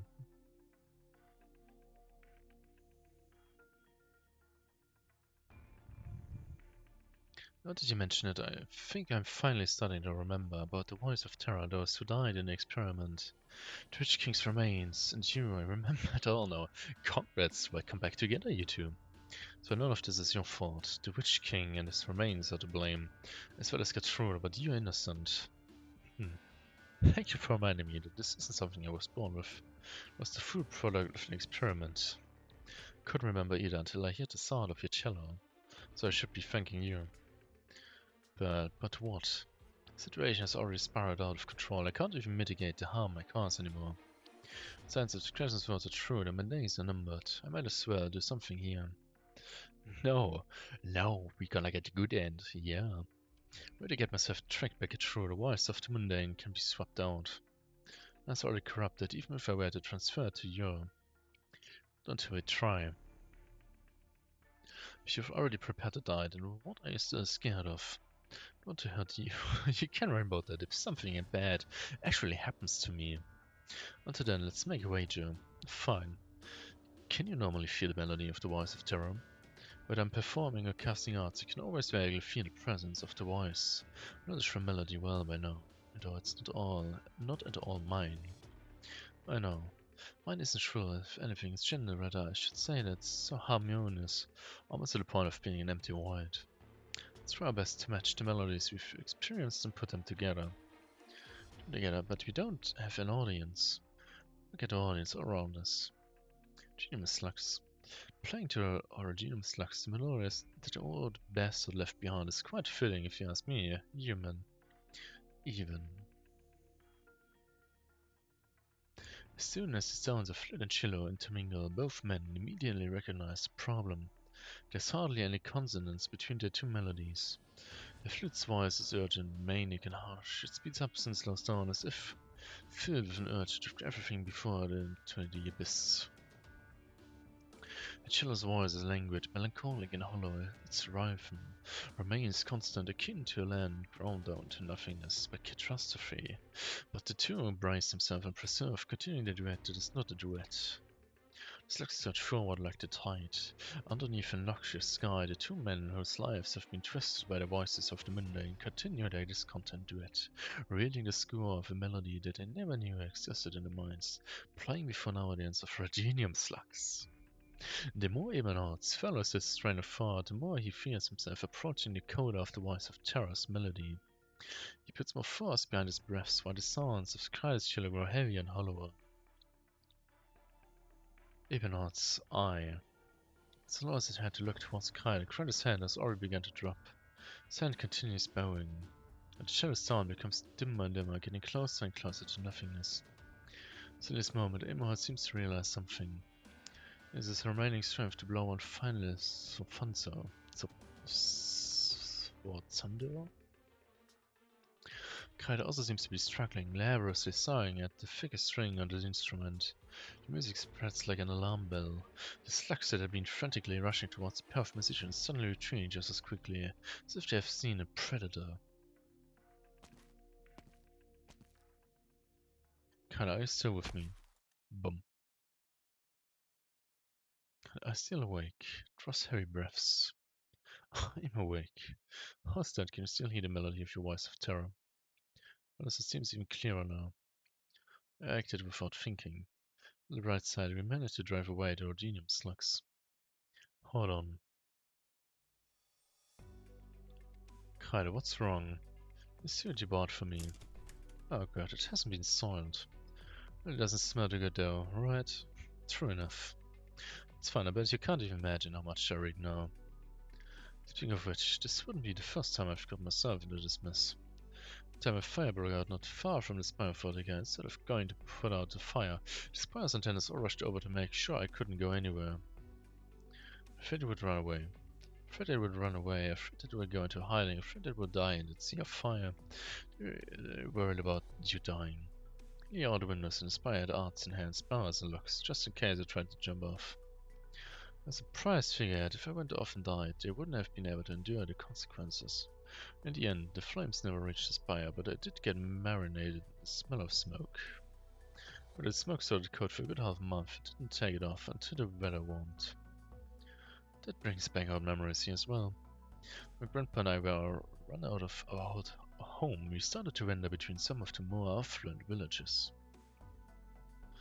Most people were pretty friendly to us as long as we hid the fact that we were infected. I read the novels that during the harvest season, French villagers would prepare bratwurst and beer for the day workers at night, so that they could eat and drink to their heart's content. Shakes head. Friendly villagers threw some spare change at us and shooed us out of the village before nightfall, and feared that we would steal things. Lots of friendly villagers prepared some rock-hard Schwarzsword and pointed weapons at us, intended to make us fall in line. One time I was helping a villager out with some farm work. It was really hot that day and I was trimming the scene, so I wanted to lose my clothes when nobody was around. Before I was about to take off my shirt, I heard a commotion not far away. People rushed over and told me to run, saying that one of the workers rolled up his sleeves, thinking nobody was watching, accidentally revealing the alchemic crystals on his arm. The villagers immediately threw him into an abandoned cellar and locked him up, and then set out to check everyone else one by one. If a grandpa might have also died in that cellar. They actually killed the infected. They didn't need to, nor did they dare. All they had to do was wait for them to starve, crystallize and explode. Hasn't there been a long-standing law to treat the infected with dignity? Never knew about a decree like that and I first set foot in a nomadic city. Sucks, I guess. Oh man.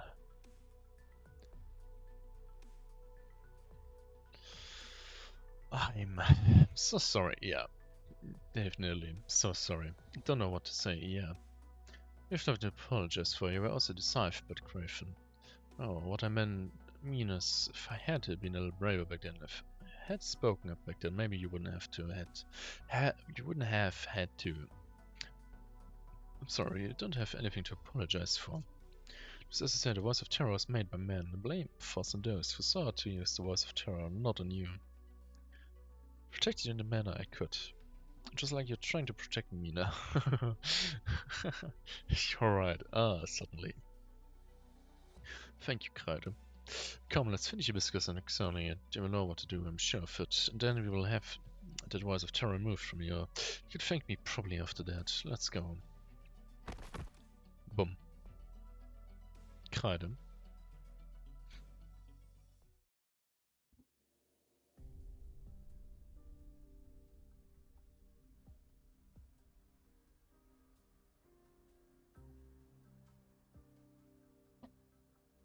Ooh.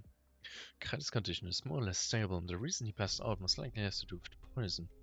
We've rescued a number of poisoning patients whose signs and symptoms largely match with Kreide's. But on the subject of Kreide's future, Kreide's probably didn't lie. Overall, his condition is on the edge of critical. You will help us, won't you? I don't think. I want to trust the two of you, I really do. Need proof. There's circumstantial evidence. I need some objective facts to show that the voice of terror isn't baseless speculation. Part of an imminent plot. Yep. How? So, where have you been? We've been looking all over for you. Large speculation. Can you be 100% sure that what you say is true? You said to Kaida, do you know that he almost died along with those Originium slugs because of your words? Is this true? If Imahar had not found him first, you would have never seen him again. Telling you the voice of terror is real, that has spared my life. What do you mean? Don't have time to explain it to you right now, I have work to do, but I need to. You're among the most stubborn folk I've ever met. Go to the lounge of the concert hall and you will understand everything. Right, the concert hall. Trudy said she did something to Afterglow Hall to make it match with the arts during the duet. Alright, let's go right away. So ask Christiane, make sure you bring him as well, in case neither of you can convince the other. I have to go now.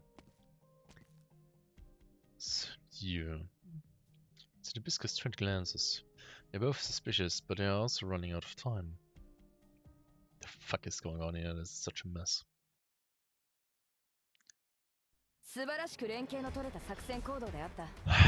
Beautiful teamwork. Yeah, probably.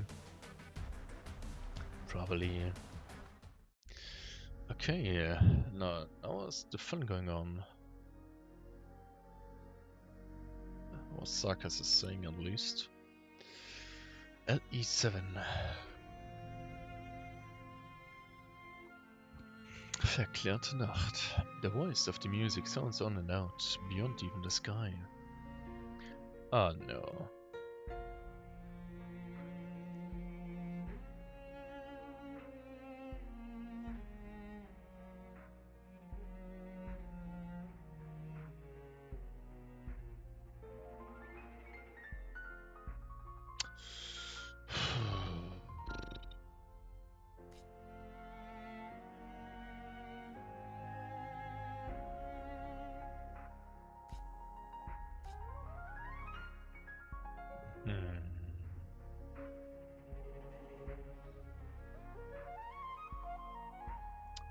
Okay.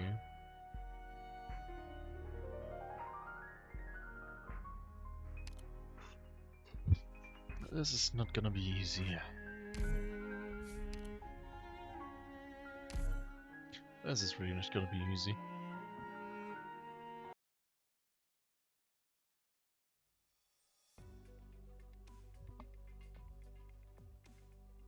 He's not here.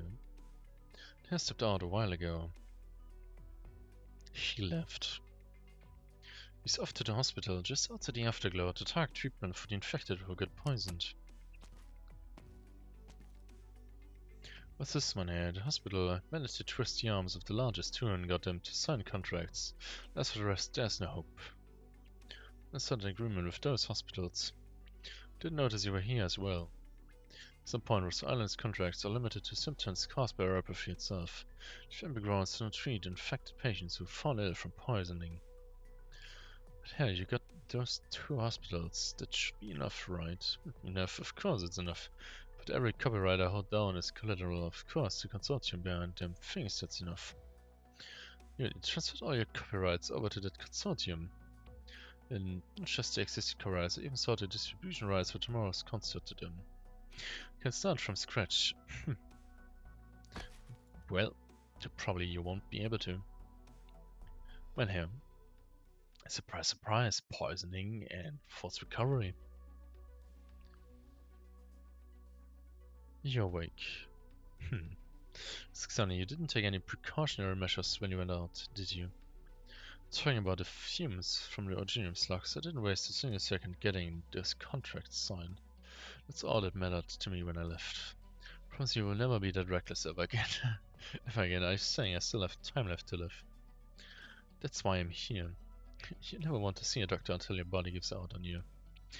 Thank you, Hibiscus. Just doing my job. It reminds me, why haven't you said anything, Ebenhards? Are you thinking of throwing in the town or the Afterglow is too dangerous? Just straight, know that we've come this far because of must go on. Don't even think about running. Think about running, huh? Yeah. Do you think you would accept it now? Give it a moment. You're not here to tell me you're quitting the concert. I'm not here to tell you I'm quitting the concert. To repeat what others say when you get nervous. I've noticed this from the very beginning. If you have something to say, just spit it out. You think there's anything I wouldn't be able to accept instead? I mean,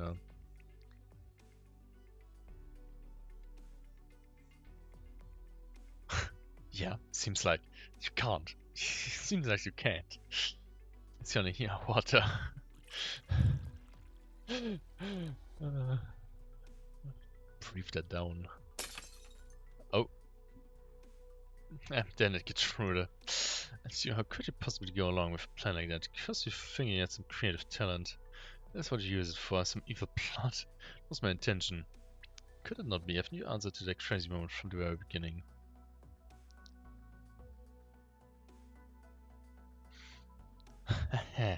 The fuck?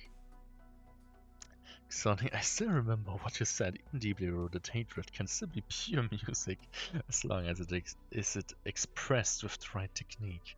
Let's say that what comes next. What are you trying to express? To be honest, I'm already starting the fun mode way of thinking quite laughable. But what I wish to pursue is nothing more than freedom. Longing for freedom, is it?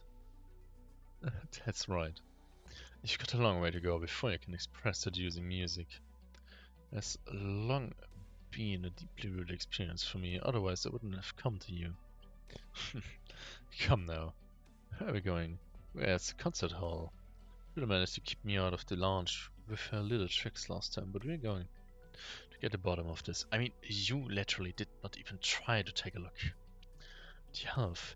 Instead of sitting here popping blood vessels over him and that woman, I might as well go see what they're up to. I do want to see it as well. What did they do here? It should ever tell you if she did anything to the launch. She didn't say anything. Doesn't have to say anything.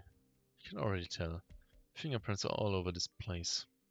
See the speaker right there? It shows obvious signs of having been dismantled. The same goes for the record player over there. He didn't even bother to tighten the screws. The screwdriver has been left out in the open. It's the kind of handiwork I respect from a noble. Hilarious. So let's bring the record player over. Let's see what else has been tampered with besides the tone arm. What the fuck? This is all a trick. See for yourself. Just install an amplifier. It's only going to cause interference between the circuits. When I had the stylus removed, this thing's basically just an amplifier now. Same with the speaker. The input circuit was completely removed and replaced with an amplifier. What's he trying to do, putting so many amplifiers in the launch? She never mentioned it. Let's give it a try. Go up on stage, play something. It would be the fastest way to get our answer.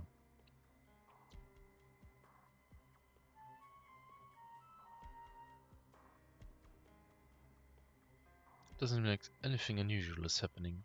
Can't hear anything out of the ordinary either.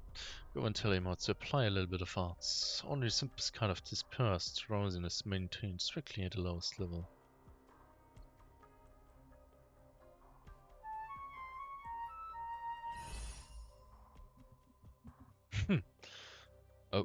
Oh.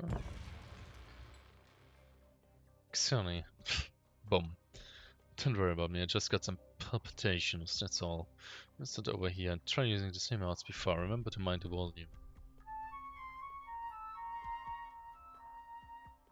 An echo. The sound coming from outside. Isn't it the sound of Emo's flute? Xoni opens his mouth, but no voice comes out. The answer already seems clear to him. However, the expression Hibiscus sees on his face is not one of excitement or anger, but of terror. Pure terror. Through the converter is launched the entire afterglow hall into a massive amplifier, an arts amplification device. The amplifier stays off as long as it doesn't detect any musical arts. But as soon as someone casts musical arts, the amplification device activates and exponentially amplifies the arts as the music spreads through Afterglow Hall. The leakages and resonance of the voice of terror are no exception. Significantly, in other words, Orgenium activation will spike in all areas that are affected, meaning that everyone in Riesenheim eventually, without exception, will be infected. Those who already have the Ripperfee are even less likely to be spared. After they die, their bodies will rapidly disintegrate, releasing a large amount of active rhodinium microparticles. The surrounding area will be permanently poisoned, and Wiesemain will be completely cut off from the outside world. I sorry to interrupt your little chat, but I'm here to offer a suggestion. Because arts of wakefulness across all of Wiesemain on such a beautiful night, I often suffer from insomnia. My apologies, but we're dealing with something very important right now. Let's hold them. Good evening, Sally. This must be Operator Hibiscus from Rose Island, yes. It's a pleasure to meet you. As for the young man, a shocker over there, when did come visit my home for something to drink? Perhaps have a nice night. Stress and return energized tomorrow. But actually what? Don't tell me you're going to say that I would actually deceive you and make you murder of the city. Can't be right. What you actually mad about is how I had you running in circles and nearly got you killed without you even noticing, right? She was your pride as a noble Grafodica. Come on, say something. Well, she's trying to provoke you. There's only one thing I need to know from you right now. Why did you come here? Okay, because you woke me up. Why else? Take it as you hear the musical arts rippling outwards and realize your plans have been discovered. That's correct. Ah, what a pity. With just one more day, I would have enjoyed a complete success. I think you should be thinking about how to escape. Just seriously think your plan will proceed as normal if you manage to take us out here.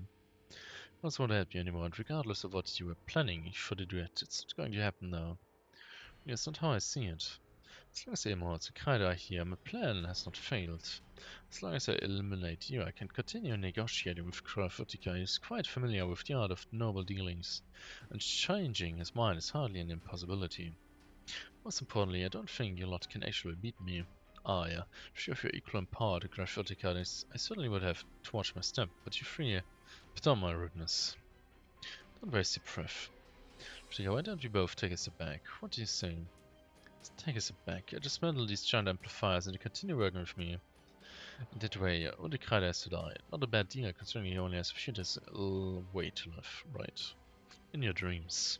It truly is a shame due to unfortunate circumstances you are forced to choose the path most ill-suited for you. If this is your heart's desire, then so be it. What a shame. Shut up. You will regret this for the rest of your life. I said shut up. The time for talk is over. It seems we can only settle this with a fight. I feel when the self-appointed guardians of the Afterglow will have to behave themselves and keep their mouths shut so I can continue negotiating with Grafodica. If you win, then there's nothing more to say. A win is a win. You want off Grafodica, or do you plan to have those two infected fight for you? Like I said, your provocations won't get you anywhere. To see out of this today, I swear I will think carefully about where we are, what's all around us. If you're able to do this without any musical arts, you will drive all the inhabitants of Wiesemain insane before the disease ever comes. Yeah, quick finger friendly biscuits. Oh my god, literally every normal kid would have realized this. This is so much bullshit.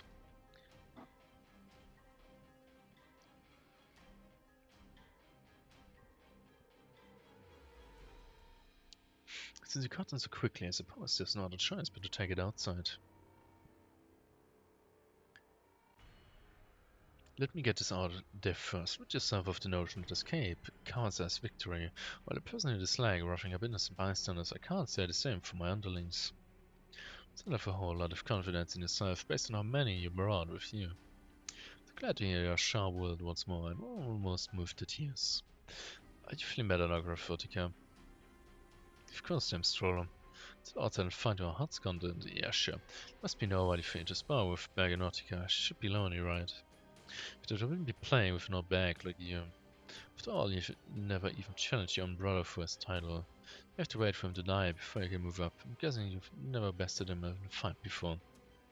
Good, very good. I'm starting to hate you more and more. The feeling is mutual. The fuck are they doing? This is so dumb. Go on, give me the 7 verklärte Nacht. Show me.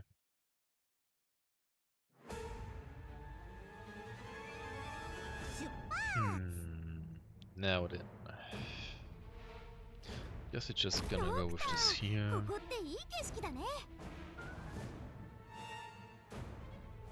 Freunde hier.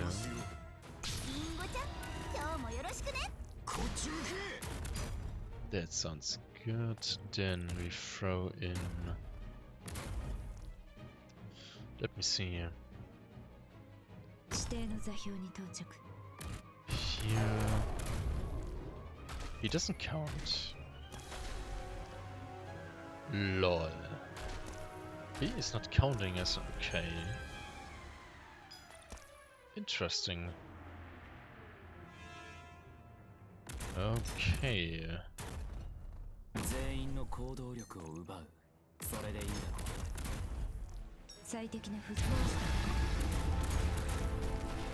Then here, I guess. I will complete my assignment. Gonna throw in that one here.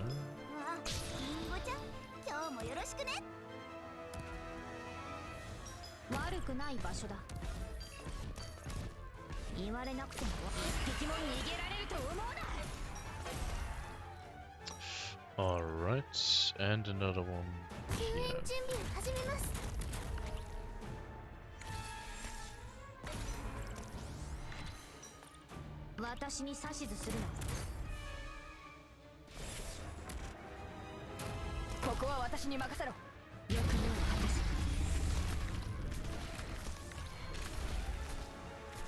At attention, I'll impart on you all the cries I've heard.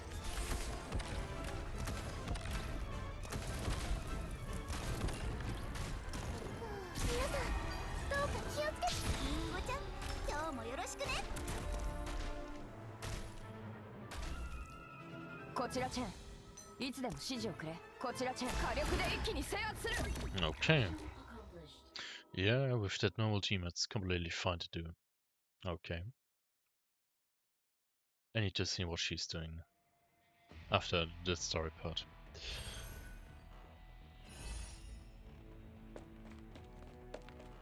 Down. Okay. In your dreams.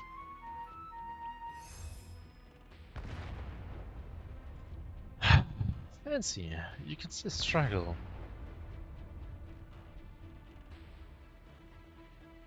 I'm not holding this one back, Dame Strollo. You read me? Who knew you could bite off more than you could chew? Unripe. You're just relying on the voice of terror. Your control of art is still in its infancy. What the fuck? Okay. Did it get her? Probably not. Never thought you would be one to best me, Rafotica. So you admit defeat? Probably not. A loss is a loss. Doesn't admitting it make it my victory instead? Why are you unperturbed? Because how exactly can you lay a finger on me? The lanes of the city. It's night. You broke into a concert hall I administrate. You attempted to tear down legitimate renovations ratified by my own person. You even injured me as I did my best to stop you. Ross Islander and Yuxani, you should be the worried ones, isn't it right? So we could ever get through them. Despicable. Is that how you treat your patron in your bag of over a decade? So they allowed you to use this concert hall. You're no more than a mere infected. Your position I gave you that too. Your cherished afterglow could only limit its way to the present day on my benevolence. Don't forget that. How dare all of you kindly leave. Be so sure, Griffothiga, this title carries with it the disgrace of Lord Lefanian. It also means that wherever I go, the Empress's informants are sure to be. What if they are? I told you, you only make vain attempts to destroy my music hall. If their Majesty's agents were to show up themselves, they would arrest you by own rights, not me. Beagler, you have to witness. You have to have witnesses this all know, right? They still intend to fold your arms and watch. Fuck. Such a grand Griffothica fought to break in and entering a concert hall in the end. Dead of night with the gang. Aside from that, I saw nothing. Did you not hear a plot? Do you mean Graf and Stroll's plot? Or the Griffothica's plot jointly schemed with her? Why, I did in fact hear, however, even if I recorded your entire dialogue just now, that doesn't prove a thing. Goodness, Graf, everything needs careful select evidence. What proofs Graf and Stroller intended to act against the Empresses? If you come to me at this moment, erase the matter of proof. The Voice of Terror. Discovered there was a research into the Voice of Terror in the sewers. What? Seems you're not off the ball after all, Graphotica. Research, I know nothing about this. Feeling stupidity at this point, passé, Graf and Stroller.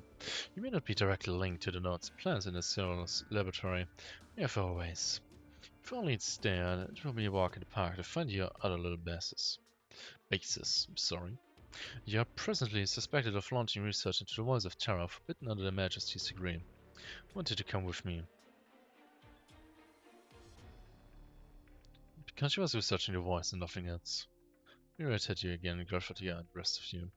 As long as you have no clear evidence, proof of your former product is going to blow up. Like you say it does. Every accusation you throw at her turns into slander and nothing else. You look at this Voice of Terror research file, I can give you exhausted evidence. Very sorry, but that's classified Lithuanian information. I can't hand it over to a foreign organization. I'm just wishing it out of existence. There's a lot in these lands that doesn't go the way you wanted, Fräulein. Ha! You go, Hibiscus. He's made his point very clear. Our discoveries aren't enough to convict Griffin Stoller. He only shot himself because he found other evidence to do so. I should even be thanking you for deigning to sharpen the wake of my fit. It's not right being glum at your spine. To be honest, if I had to compare you and Griffin Stoller's numbers, I would say you were not in my books. Graphotica. And you, Hexoni. If Griffin Stoller contained now, even if whatever your friends are worried about is real, either way, the concert's safe. If concerts the recommend you cancel it, Davis for settling this. The concert tomorrow had already been forbidden. Your audit remains up to you. Okay, Griffin Stoller, I believe your loyalty to the Empresses would just like to take you for breakfast. You wouldn't refuse an invitation, would you? Breakfast in these early hours, very well. Pretty, you will regret betraying me. Many a thing, but that is one matter I never will. So who's the endboss now? Well, we've just let them go. Through them. Instead of a word waiting for him. Finnick accounts for a word. The fuck? Okay. And is he dead? Kreide still hasn't woken up. Leave him with me. I will set off straight away and bring him to Rhodes Island land ship. Take him away. I am. He will only get the proper treatment at Rhodes Island. Won't allow it. Why? If you can pacify his condition. What will you do about the Voice of Terror? I don't doubt your medical prowess, but is this something you can truly solve? I can't promise. But if you've got no other choice now. Tell me you still hope Gertrude's help. You will... German. No, that's not German, it's English. My fucking brain. Don't tell me you still hope Gertrude will help you get rid of it for ensemble. Can only hope. You are...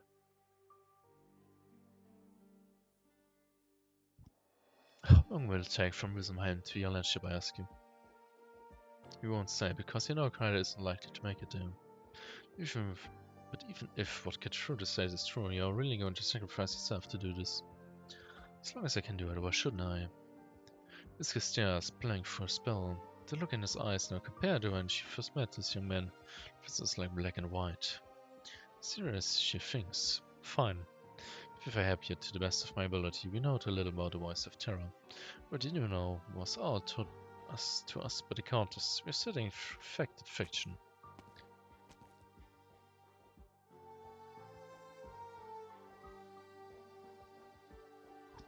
It looks like I made it. Sir, if you need more info about the Voice of Terror, I have this project plan right here. Sir, did you put the same thing as Beagler? I did. You probably imagine, but Kreide is a Finn who slipped through the program's net back in the day. How could the Empress let such a white card wander freely, you know? But you've been roaming together for more than a decade, and that's why no one ever suspected it. Beagler said it was classified. That's why I fetched it from where he kept it. You can save Kreide then The hell does it matter if anyone's short this damn plan and it's long overdue? Damning if you ask me. What the fuck? Yeah, Coven, calm down, you're still very weak. See the plan papers, Hibiscus. You take this old fella somewhere to rest. I will. Discredit, no. Never told him, but he's very smart. I'm sure he has a way guess. This is too cruel to him. Cruel. Fräulein, do you know how I became infected? No. You feared how I, the age before the Empress rule, Finian had explored classical originimarts to heights hardly surpassable. Yes. Do you know the price of Finian paid to reach those heights? Countless human sacrifices, among which were huge numbers of infected. Yes, infected. During that period, some Kurfürsten were even handing over infected to a regular quarter, and they treated this as a custom. Infected are people too. It's not like they would let their lives be thrown away, so can you guess what happened in the end? You don't mean... Say you have. Just slash your arm with Rhodinium and now you qualify as infected too. That's how mine came about.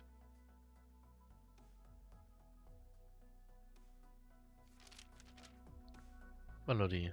It's melody. The voices of the mundane are the melodies the Witch King left behind. Can't believe this. This is the only way it makes sense. He wasn't just Lefanian's mightiest caster, the Witch King was also Lefanian's most feared musician. His mastery of music was at the epitome. Some even said his insight into music was of the same grade as his Originimart's research.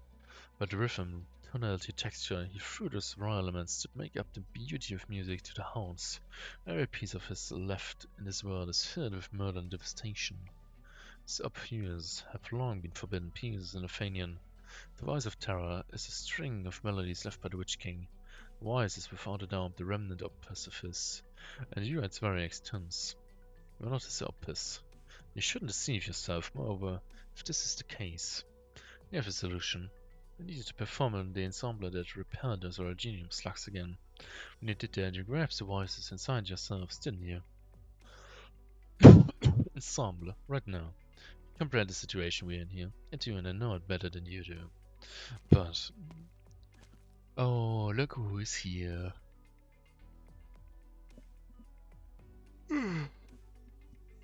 Let's see how Xenia or Demonauts. Kinda, are you alright? Did you come here alone? And Dunder brought me over, but you can't double the voice of Terra's melody again like you did before. Did something wrong to you last time. Not to leave any regrets.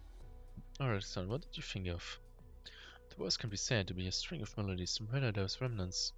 Who used you for the experiments we could through? They must be to conduct the originimarts contained within the melody. Or should I say the melody that flows?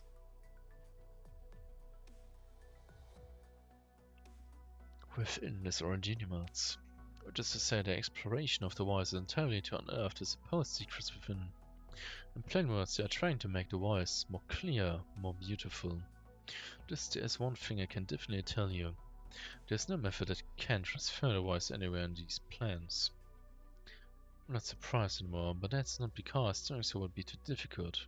Precisely the opposite. It's because in their eyes, we are waste of what they have. Because every melody the Witch King left behind is different.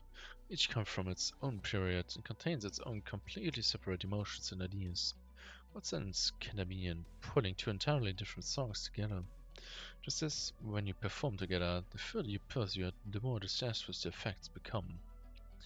Even the Originium slugs fled because they found your performance to be far too ear-bleeding.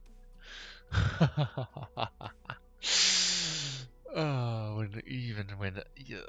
when already the slugs are saying nope to that shit, then you know how bad it must have been.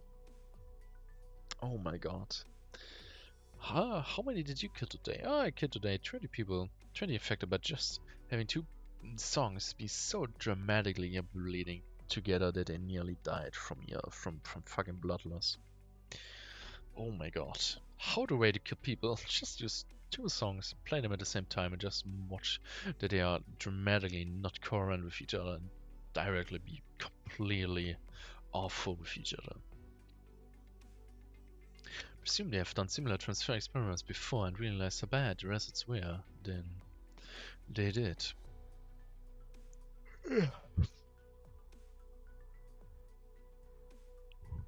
However, even if two pieces are diametrically opposed, a sufficient lead in can still be enough to accomplish the transition.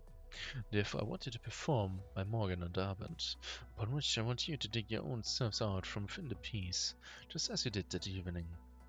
If to feel the melody of the voice of terror left within you, and then I will write you a new song. No matter what, you need something to hold the voice so I can transfer it. The experiment results said that all attempts to implant two voices in one person failed. I will be the vessel. Understand what you mean.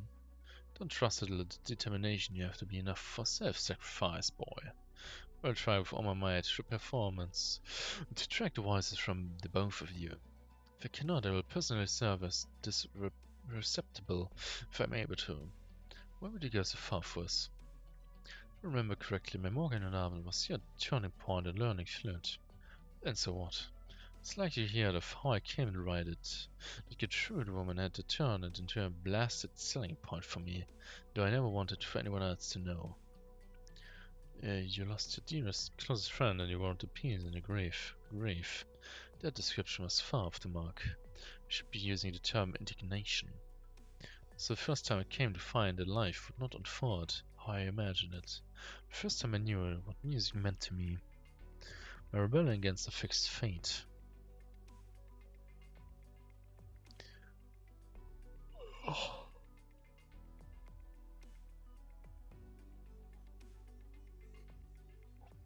Turning ordinary civilians into infected, that's too cruel.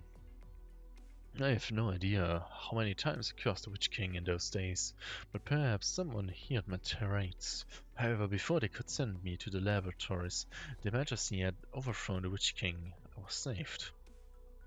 That's why I swore to dedicate the rest of my life to the Majesty's cause. So I became a spy. Correct. I can't tell you what I did when I was an agent. You don't need to know. All you need to know is that I was the agent who found the Witch King's remains that had been researching the voice of terror. By the time we found them, they had already experimented and cried and failed, so his body is the way it is now. We plan to save him, right? How would you know? What I know, when the twin empresses ascended to the throne, they issued an edict that forbade all Witch King era research. The voice of terror research obviously fell into that category. The voice of terror is really that amazing, I can't imagine. Not a single person has turned his attention to it in 20 years since the Witch King was overthrown. What's more, the Witch King left his mark within. The Witch King weaved his power into the melody. The Witch King himself is the core of those ideas. And deep down, the pursuit of the voice of terror might actually be nothing more than worshipping the Witch King himself. And given the way that Mr. Beagler does things, I would say a spy's principles lie with serving the twin empresses. In other words, to spies like you, the voice of terror doesn't further the twin empress's interest in any way. You fool. Did I say? I saw how reckless you were. I took you for a fool. Now it seems you just didn't know how to put your wits to use.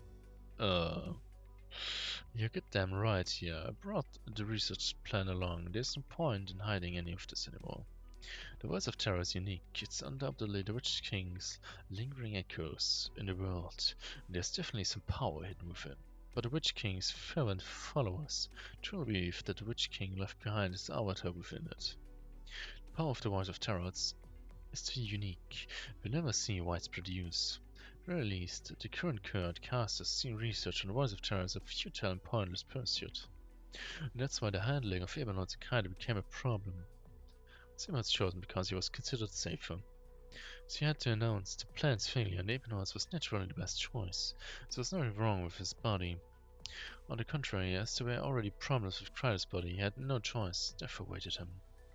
He finally got away from the Witch King's remains, and yet he had to die. That's cruel. Within your eyes, some efforts are inhumane.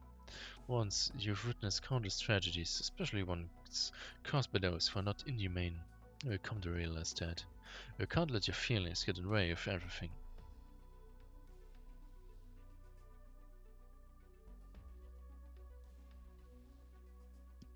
You probably think Beagler is a pretty heartless man, don't you? Yeah, I do think so. But what Don't you know, as he lived in the afterglow and spent time with its residents, day after day for more than a dozen years. His feelings for this place is no less keen than anyone else. There's no one who wants to skin cat through the life more than him. But he can't. Do you think you're the angriest person to ever talk to him? Sibylla, besides, Kryde's condition endangers those around him too. There's no way to get too close to anyone, and his past destined him to never live the life of a normal man. You truly didn't have a choice. You let your feelings get in the way with him. You offered him a choice other than death. Is that really a choice? He had to enter the world with an old man who was half dead. He learned how to play the cello, and yet he rarely had a chance to even touch one. He can't make friends, he can't even get close to with anyone. He really caught at a proper life. But he lived. Perhaps. Having seen how he trembled back then, I can still feel a sharp pain in my arms, even now. The Witch King. The Witch King. I cried at those who got infected inadvertently and those who were forcibly infected. The ones that the Witch King left on a failure enough yet to heal, but now they are those who first for his return, and there are even nobles who are shadowing his remnants and facilitating the research.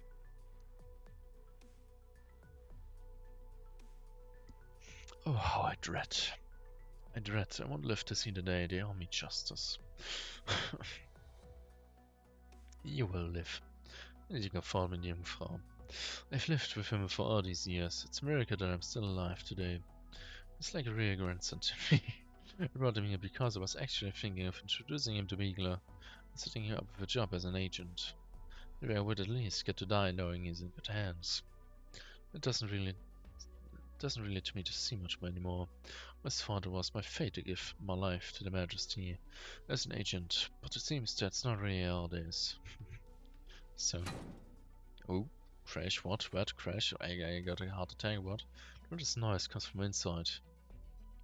Go, let's let Grandpa sit here a little longer, go help them. If you don't feel well, be sure to call my name. What the fuck?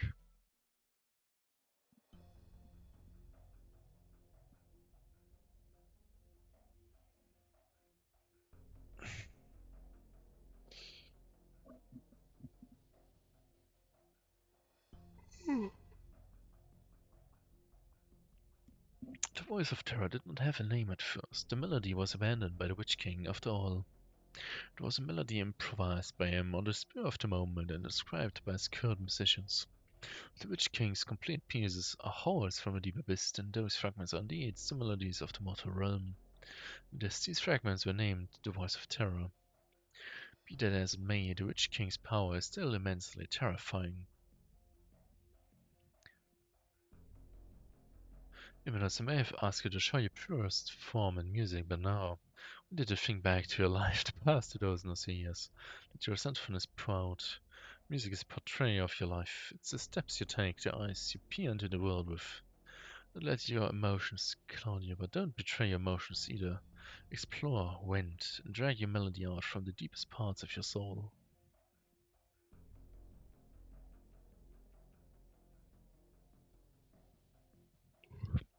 I found it. Right, that's it. That's exactly what I want. That's the melody that was carved into your brain. The melody of destruction, and it's a ravaging one. You cried, I need the opposite from you. I need you to constrain yourself. That you're unreserved. That you encompass everything that you've experienced. That your kindness is your greatest weakness. Are you reconciling? Why are you reconciling? Why should you reconcile? Who has the right to ask you to reconcile? How many more reconciles do you want to reconcile with the reconcile? My god. Everyone thinks you deserve better. The idea has crossed your mind too, hasn't it? You still aren't willing to change the way you think, huh? Fine. This is enough. You can feel your melody too. Why the one that swallows everything whole? Yeah, we've had. The energies of two wildly different originals begin to entangle with one another inside the room, as anguished expressions start to appear on the two young men's faces. So he knows that it's time for him to join in. Keep playing, do not fret. If you feel something's wrong with your body, stop immediately. If you do feel something's off, then you're not the one to blame. Leave it to me.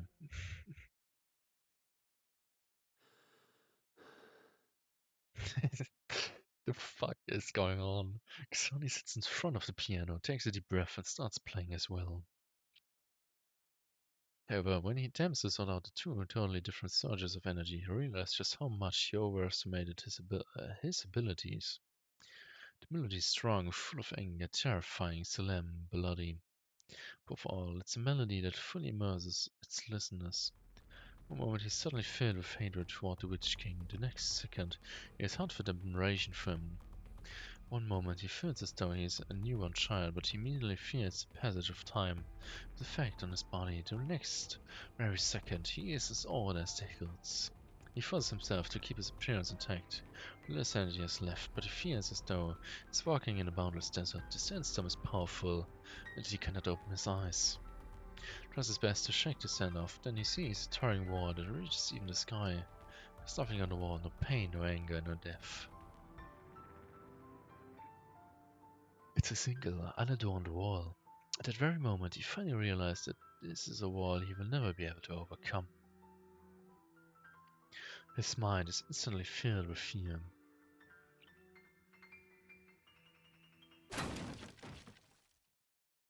So he coughs finally, sending blood gushing out of his mouth. His cough is so intense that he tries to get up for a drink of water, only for him to stagger and knock down the music stand next to him. Oh god. Hey, are you alright? Xelny. Uh-oh. He had something just now. What happened? Truth and nothing more. See, it's not that no one has ever attempted to do what I did. It's just that people who tried are all dead. Okay. You're laughing. So you're bleeding out of your mouth. Let me wipe that for you. Into your fear just now. Throughout the voice of terror, it felt very much like it was getting torn apart. After you jumped in, it did feel like a lot of the pressure faded. At least, this proves the idea is workable. But you already coughed up some blood. That's all. I know my own body better than anyone. Let's continue. Xelny sits back on his bench. He closes his eyes and begins to ponder a question. Who is Xelny? He answers himself, Xelny is a coward. He once hid underneath the wings of his dear friend and teacher, thinking that he could live his whole life through music. Yet the death of his dear friend, the torments of reprobate and poverty all work together to make him realize that he's but an ordinary man. You will die. I've lived this long because Gertrude is the things I value. So she paid for my medication and kept me alive for a few years longer. Most are infected. If I can't finish this piece today, I might as well be dead. You don't want me to die a meaningless death. Pick up your flute. Yes, Xelny. He answers. Xelny is a man who sees music as everything. Before he was famous, the people of the Afterglow showed nothing but grief and sorrow whenever he went outside. They had no appreciation for the beauty of music because they didn't know whether they would live to see the next day. To make ends meet, he had no choice but to accept Gertrude's suggestion and become a spectator of the nobles in the music halls, left behind by the Witch King, like some kind of rare animal. Life was way too complicated and he wanted to go back inside his house. At all those times, it was always music that kept him from running.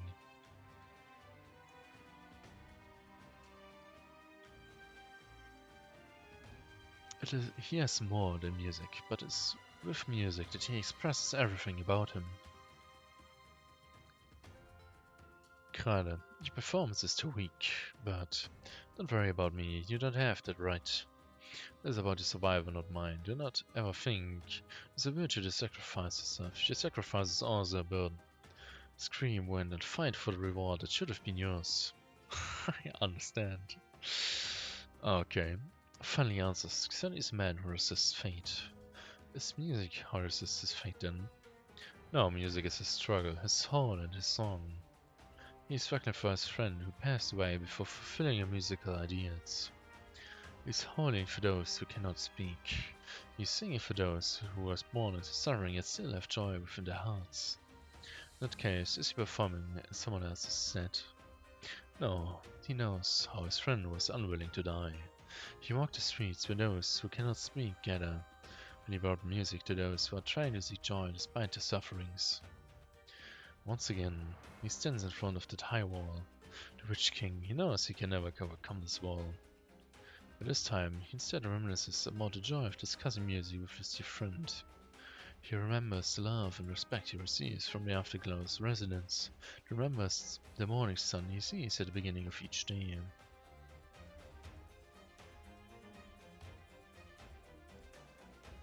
And that is why he says,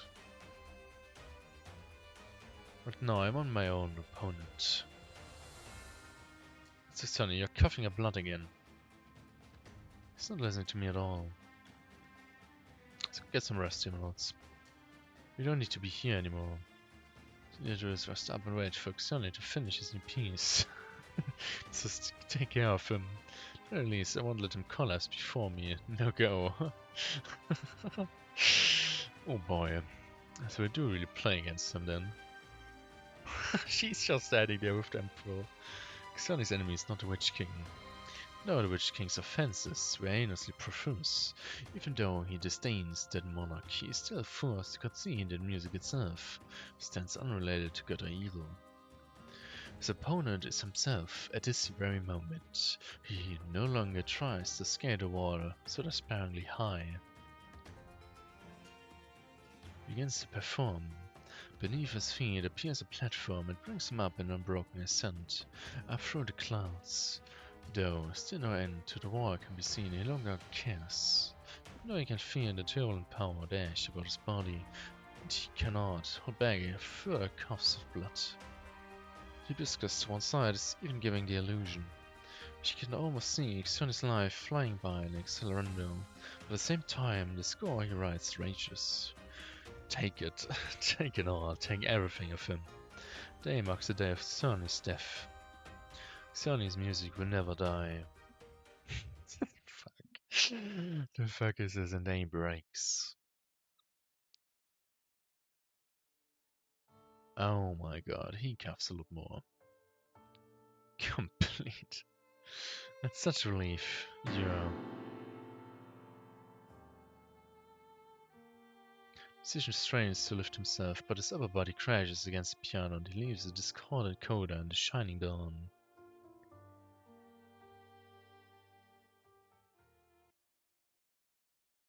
What a cliffhanger.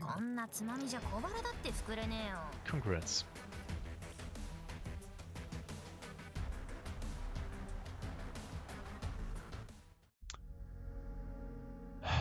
LE8. The question is, how much story will there be? By the way, what was she doing? Means for reason research of energy induction and redirection. Suffers from chronic insomnia and often goes without sleep. It attacks two targets at once. It cannot be blocked. Can create virtual images at the current position.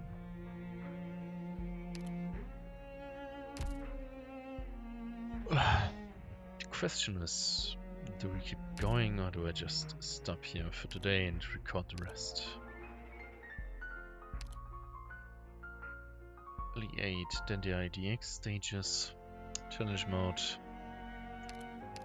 Okay, that's at least this one, but the question is, medal set. Obtain operator, yeah, that's on my way, that's on its way. That's on its way. Complete all stages, yeah, that's on its way. Let's clear LE7 with a 3-star rating and have none of them can choose virtual images on the field at the time of victory. Okay.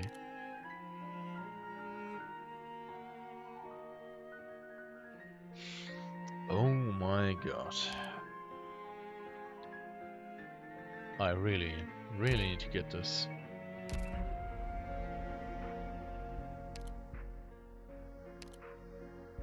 Let's get started first. Patron of the arts. Doctor, ごきげんよう。私はツェルヌ。この身の魅力と上手は、すべて私の音楽の中に注ぎ込んでいます。私本人は、ただのしがない演奏者に過ぎませんから、語るほどのことはありませんよ。Alright.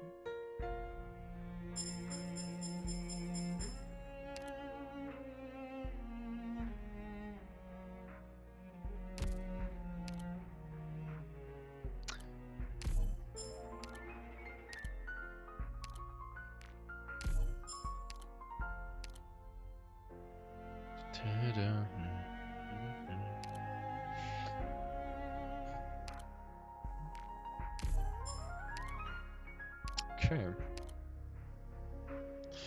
We're slowly getting there. Slowly. Slowly but surely.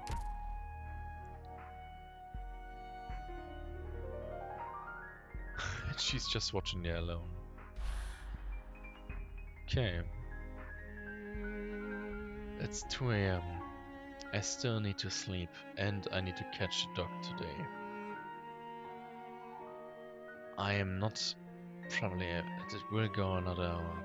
If we get to 3 AM, I will have only 5 hours of sleep at maximum. I physically am not able to do this. I can't. I legit can't continue. I need to sleep. The 10th is a Tuesday. I have time to Tuesday. This should work with Monday. Making Monday a big stream to finish it all off.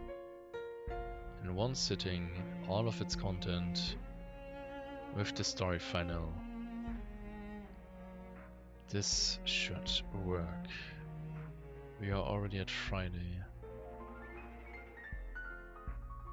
Please tell me this is gonna work. Yeah. Yep, they're gonna do it like this. I'm sorry.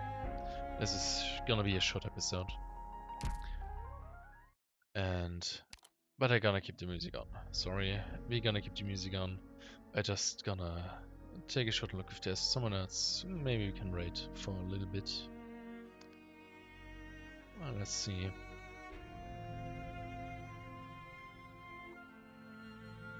Oh yeah. Why not? Yeah, okay, let's go to let's try Faglo. Let's see.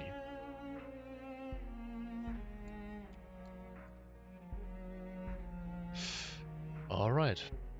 Then thank you very much for watching. I hope you enjoyed the short story stream of Lingering Acres. Then like I said, very much likely on Monday I will make a big ass ending stream as part 3 with I don't know how many hours of all the story final and all the EX and challenge missions. And yeah, we'll get the whole meta set. I need the meta set. I won't go for nothing else less. And with that, I'm gonna say good night. Thank you very much for watching. Thank you for staying with me so long. And have a good one. And hopefully stay for someone else at the raid. That's where we're gonna end up. That's where I will let it end today. Yeah. Bye bye.